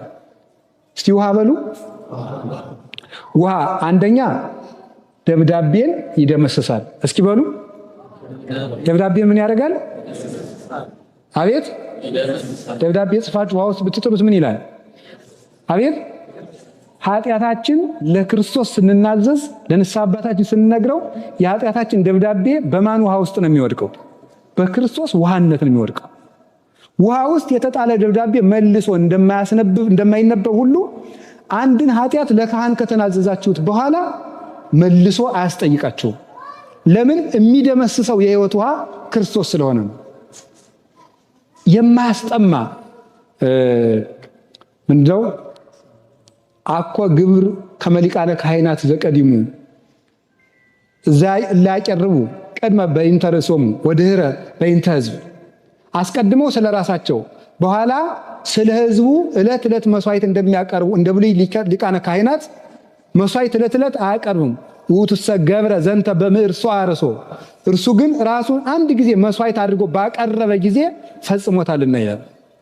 በምዕርሶ አርሶ አንድ ጊዜ የሚለውን ሲተረጉመው ቅዱስ ዮሐንስ አፈወርቅ ደካማ መድኃኒት ሲደጋገም ይኖራል ይላል። ሐኪሞች ጧት 3 ማታ 3 የሚሉት ክርስቶስ ግን አንድ መድኃኒት ነውና አልተደጋገመም፣ አንድ ጊዜ ብቻ ተሰቀለ ይላል። ክርስቶስን ያገኘ ሰው ጽኑ ፈውስ ያገኛል። ጽኑ ፈውስ፣ ጽኑ ምሕረት፣ ጽኑ ደስታ ያገኛል። የማይለዋወጥ ጊዜ ቦታ የማይለውጠው ደስታ ማግኘት ይቻላል። ስለዚህ አንድ ጊዜ በክርስቶስ የተሰረየ ኃጢአት መልሶ አያስጠይቅም እና ንስሐ ከገባን በኋላ እንደ እውነት ይቅር ብሎኝ ይሆን እያለ እያጠራጠረ ደግሞ መልሰን ሌላ ጊዜ እንደውም አንዳንዱ ሰው ከተማ የተናዘዘውን ኃጢአት ደግሞ ገዳም ሄዶ ይናዘዘዋል። ለምንድነው? ይቅር ያልተባልኩ እየመሰለው ነው። እንዳይመስላችሁ አንድ ጊዜ በክርስቶስ ውሃ ውስጥ ተጥሏል። ለአንድ ካህን የነገራችሁት ኃጢአት ከተማ ያለ ቄስም ይሁን ሻሽ የተመጠመም ይሁን ቆብ ያደረገም ይሁን ለአንድ ካህን የነገራችሁት ኃጢአት በክርስቶስ ውሃ ውስጥ ሰጥሟል። ያንን የምናገኘው የሕይወት ውሃ ያሰኘው እሱ ነው። ሁለተኛ ውሃ ደረቅን ያለመልማል። ይህ ማለት ምንም የማይረባ የሆነ ሰውን ክርስቶስ ለልምላሜ ለፍሬ ያበቃዋል። ቅዳሴ ስንገባ አንድ የሚባል ነገር ላስታውሳችሁ ደስ የሚል እመቦብሲ ብሎ ምንድን ነው ዘዋ ቤተ ክርስቲያን በጊዜ ቅዳሴ ወይ ቆይ እስቲ ኩሉ ተገብራ ለጽድቅ ጻድቅ ውእቱ ወዘያከብር ሰንበተ ኢይበል ፈላሲ ዘገባ ሀበ እግዚአብሔር ይፈልጠኒኑ እምዙ ኩሉ ዘገብራ ለጽድቅ ጻድቅ ውእቱ ወዘያከብር ሰንበታ። ተመልከቱ ምንድን ነው ያለው? ኢይበል ፈላሲ ዘገባ ሀበ እግዚአብሔር ይፈልጠኒኑ እምዙ። ከኃጢአት ተሰዶ የመጣ ሰው ቢኖር አለ እግዚአብሔር ከሕዝቡ ይለየኝ ይሆን አይበል ይላል። ከኃጢአት ከጣዖት ተሰዶ ንስሐ የገባ ሰው እኔ እኮ ትናንት ሌባ ነበርኩ፣ እኔ እኮ ትናንት ዘማዊ ነበርኩ፣ እኔ እኮ ደረቅ እንጨት ነኝ፣ ፍሬ ቢስ ነኝ፣ እውነት ግን እኔን ከሚያስቀድሱት ጋር ይቆጥረኛል ይለየኝ ይሆን አይበል። ይሄን ነው መጀመሪያ ቤተክርስቲያን ነግራ የምታስገባን በአዋጅ ማለት ነው። ኢሳይያስ ይሄን ስርዓተ ቅዳሴውን ባስልዮስ ዘቂሳርያ የወሰደው ከትንቢተ ኢሳይያስ ነው። ኢይበል መኑይ ከመ ይቡስ አነ፣ እኔ ደረቅ እንጨት ነኝ አይበል። ኢይበል ፈላሲ ዘገባ ሀበ እግዚአብሔር ይፈልጠኒኑ እምሕዝቡ። ከኃጢአት ከጣዖት ተሰዶ ከኃጢአቱ ተሰዶ ከጣዖት ተሰዶ ወደ እግዚአብሔር የገባ ሰው ካለ እግዚአብሔር ከወገኖቹ ከአብርሃም ከይስሐቅ ርስት ይለየኛል አይበል ይላል። ይህ በጣም በጣም በጣም እግዚአብሔር የሰጠን የቸርነት ጋራንቲ ነው። በእውነት ማለት ነው እግዚአብሔር የሰጠን የቸርነት መያዣ ዋስትና ነው። ይህን እንድታውቁ ነው የሚያስፈልገው። ስለዚህ ንስሐ ደረቅ ውሃ ደረቅን እንደሚያለመልም ክርስቶስ ተስፋ ያጣችን ነፍስ የሚያለመልም ነው፣ ለፍሬ የሚያበቃት። ዘማውን ያመጣና ከድንግል ማዕረግ ያደርሰዋል። የሚያሳድደውን አምጥቶ መምህር ያደርገዋል። ዝኳ ዘትካት ይሰድድ ወይዜ ይሰብክ። ትናንት ያሳደደው ሰውዬ ዛሬ ሰባኪ ሆነ ብለው አለ ቅዱስ ጳውሎስ። ወይስ የብህው ለእግዚአብሔር በእንቲአየ፣ እግዚአብሔርን በእኔ ምክንያት ያመሰግኑታል አለ። ሌባ የነበረውን መጽዋች ያደርገዋል። እና ተመልሸን ያረባም የሚለውን ሰይጣን እንድትቃወሙት ነው። ክርስቶስ የሕይወት ውሃ ነው ያልኳችሁ። ከቃሉ ጋር ናችሁ? ከቃሉ ጋር ናችሁ? ሶስተኛ ክርስቶስ ውሃ ምን ያደርጋል? እድፍን ምን ያደርጋል? አቤት ያነጻ፣ ያጥባል። አንዲት ኩሬ ብትሆን አራት በአራት ኩሬ ብትኖር ይሄ ሁሉ ሰው ቢገባባት ምን ትሆናለች መስላችኋል? ሁላችን ገብተን ብንታጣ ምን ትሆናለች? እዚያችኋል ትደፈርሳለች። እውነት አሰብ አትደፈርስም? ክርስቶስ ግን ዓለምን ሁሉ እያጠበ የማይደፈርስ ባህር ነው። ዓለምን ሁሉ ያነጻል። ለዚህ ነው ምን ይላል ተመልከቱ። ማይ ብዙ ይክል አጥፎታ ለፍቅር ወአፍላግን እያንቀለቅልዋ። አፍላግን ማይ ብዙ ይክል አጥፎታ ለፍቅር፣ የውሃ ብዛት የክርስቶስን የፍቅር እሳት አያጠፋትም። ወአፍላግን እያንቀለቅልዋ፣ ፈሳሾችም አያናውጧትም። ክርስቶስ ለሰው ልጅ ያለውን ፍቅር የሰዎች የኃጢአት ብዛት አይለውጥበትም። እኛን ያጥባል። ኦ ክርስቶስ ወልደ እግዚአብሔር ሕያው ባሕረ መሰኒ ይለዋል አረጋዊ መንፈሳዊ የተባለ አባት መጽሐፈ መነኮሳት ሲናገር የሕያው የእግዚአብሔር ልጁ ክርስቶስ አንተ የውበት ባህር ነህ ይላል። ሰው ከክርስቶስ ሰይጣን ሆኖ ገብቶ መልአክ ሆኖ ይወጣል። ሰው ከክርስቶስ አውሬ ሆኖ ገብቶ ሰው ሆኖ ይወጣል። ስለዚህ ክርስቶስ እየገባን የምንነጻበት ለዚያውም በደሙ ነው የሚያጥበን። ዘይሐጽብ በወይን ልብሶ በደመ አስካል ሰንዱ ነው ብሎታል ቅዱስ ያሬድ። ልብሱን በወይን ያጥባል፣ መጎናጸፊያውንም በደሙ ፍሬ ያጥባል በወይን። ይሄ ያዕቆብ ለልጁ ዘፍጥረት 49 ላይ ለይሁዳ የሰጠው በረከት ነው። ለይሁዳ ሲሰጠው ምንድነው? ዘይሐጽብ ይሁዳ ከባለጸግነቱ የተነሳ ልብሱን በወይን ያጥባል። ልብሱን በወይን ወይን እስራኤል ወይን አገር አይደል? የወይን አዝመራው በስቶለት ነገደ ይሁዳ ከሀብቱ የተነሳ ከመጠጥ አልፎ ልብሱን በወይን ያጥበዋል። ምስጢሩ ግን ምንድነው? ይሁዳ ክርስቶስ ከነገደ ይሁዳ የተወለደው ክርስቶስ ልብሶቹን ምዕመናንን ወይን በተባለ ደሙ ያጥባል ማለት ነው። በደሙ ያጥባል። በደሙ የቀደሰን ያጠበን እሱ ነው። ከቃሉ ጋር ናችሁ። በደመ መስቀሉ አተባ ወማይ ዘውህዘም ገበሁ አንጽሐ ይላል ቅዱስ ያሬድ በጾመ ድጓ። ከጎኑ በፈሰሰ ደም ቤተክርስቲያንን ቀደሳት፣ በማየ ገሙም አነጻት። ስለዚህ ክርስቶስ ራሱ ያነጻናል። ቁርባን ልትቆርቡ ስትሉ እኔ ኃጢአተኛ ነኝ እንዴት ብዬ ቆርባለሁ ሲያሰኛችሁ፣ እንዴ ክርስቶስ ውሃ ነዋ። ልንነጻ እኮ ነው የምንቆርበው። ታውቃላችሁ ይሄን እንዴ? ልንቀደስ ነው የምንቆርበው። ልንገራችሁ፣ በቅተን እንቁረብ ንጹህ ሰው ይቁረብ ከተባለ ያለ ድንግል ማርያም በቀር ሰው የሚገኝም አይመስለኝም። ሰው የሚገኝ አይመስለኝም። ልንቀደስ ነው የምንቆርበው። ለምንድን ነው ከክርስቶስ ማዕድ የምትርቁት? ሊያነጻን ነው እንጂ ድሮስ እና ነጽቼ ከሆነማ ቁርባኑ ስለምንድን ነው የምቆርበው እንዴ? ልነጻ እኮ ነው የምቆርበው። ንጹህ ያልሆነ ከቁርባኑ አይቀበል የተባለ ያልተናዘዘ ማለት ነው። ያልተናዘዘ ማለት ነው እንጂ ንጹህ ስንሆን እንቆርባለን፣ ቅዱስ ስንሆን እንቆርባለን አትበሉ። የኢትዮጵያ ኦርቶዶክስ ተዋሕዶ ቤተክርስቲያን ምዕመናን ናቸው የሚያሳዝኑት። በዓለም ላይ ሁሉም ክርስቲያኖች ክርስቲያን ከሆነ ይቆርባል። በቃ የግብፅ ለምሳሌ 14 ሚሊዮን ካለ 14 ሚሊዮኑ ይቆርባል። ምሳሌ ነው፣ ቁጥሩ እሱ ብቻ ላይሆን ይችላል። የአርመንም ካላት ያላት ሁሉ ይቆርባል። የኢትዮጵያ ኦርቶዶክስ ተዋሕዶ ክርስቲያን ግን የሚቆርብና የማይቆርብ ተብሎ ሁለት ክፍል። ለምን? ክርስቲያን ከሆን መቁረብ አለብን ሁላችን። ስለዚህ የእግዚአብሔር ቤተሰቦች ሁላችንም ክርስቶስ ያነጻናል። ውሃ የሚያስፈልገው ላደፈ ነው ወይስ ለታጠበ ሰው ነው? እና እንግዲህ ኃጢአተኛ ከሆን እንዲያውም የሚያስፈልገን ክርስቶስ ለኛ ነው። ቅድም ካህኑ ሲቀድሱ አልሰማችሁም እንዴ? ኢትስክር ለነ አበሳነ ዘትካት ፍጡነ ይርከበነ ሳይልከ እግዚኦ። ስለዚህ እኛን በምሕረት ኃጥአንን ማረን። ወለጻድቃንሰ ምግባሮሙ ትምህሮሙ ወትእሴዮሙ። ጻድቃንን ግን ከስራቸው የተነሳ ትምራቸዋለህ፣ ዋጋ ትከፍላቸዋለህ። እኛን የማርከን ጊዜ አሚሃ ትሰመይ መሐሪ፣ ያን ጊዜ ነው እንጂ ይቅር ባይ የምትባል። እነሱንማ እንደ ስራቸው ትምራቸዋለህ ብሎ ድሮስ የሚያሻለኛው አይደለም እንዴ? መድኃኒት የሚያስፈልገው ለታመመ ነው ለጤነኛ ነው? ታዲያ እኛ በሽተኞች ከሆን ክርስቶስ አያስፈልገንም እንዴ? መቁረብ ያለብን እንደውም እኛ ኃጥአን፣ እኛ ዋሾች፣ ሌቦቹ፣ ዘማውያን ተሰብስበን ነው መጽደቅ ያለብን። ስለዚህ ሁላችንም ንስሐ እየገባን እውነቴን ነው የምነግራችሁ፣ ስጋው ደግሞ ተቀበሉ። እንደው ማዕድ ከተሰራበት ቤት ውስጥ ውሎ ጦምን ከመውጣት በላይ ሞኝነት አለ? የሕይወት እንጀራ ክርስቶስ ከተፈተተበት ከተማ ሆናችሁ ጦማችሁን ትኖሩ? የሕይወት ውሃ ክርስቶስ ከተቀዳበት ከተማ ሆናችሁ እንዴት ትጠማላችሁ? እኔ ይህንን ነው የምነግራችሁ። አደራችሁን ይሁንባችሁ። ስጋው ደግሞ ያልተቀበላችሁ ሰዎች እስከ መስከረም ድረስ ለቁርባን ተዘጋጁ። የቤት ስራ ከዛ መጥቼ ጠይቃችኋለሁ እግዚአብሔር ካደረሰን። ይሄንን ሁላችሁም እንድትዘጋጁ እውነቴን ነው። እግዚአብሔር እድል ሰጥቷቸዋል። ትልቅ ነገር ነው። ካልሆነ ግን የሀገርም መፈራረጃ ይሆንባቸዋል። የሀገር ጫማ ሁሉ የሚቀድስ ነው እያንዳንዱ እርምጃ ማለት ነው። ዲዮናሲዎስ የሚባል የቅዱስ ጳውሎስ ደቀ መዝሙር አለና ስለ እመቤታችን ጌታ ከተሰቀለ በኋላ ያለውን ሕይወቷን ሲጽፍ ምን ይላል? እመቤታችን ዘመኗን ያሳለፈችው ምን እያለች ነበር?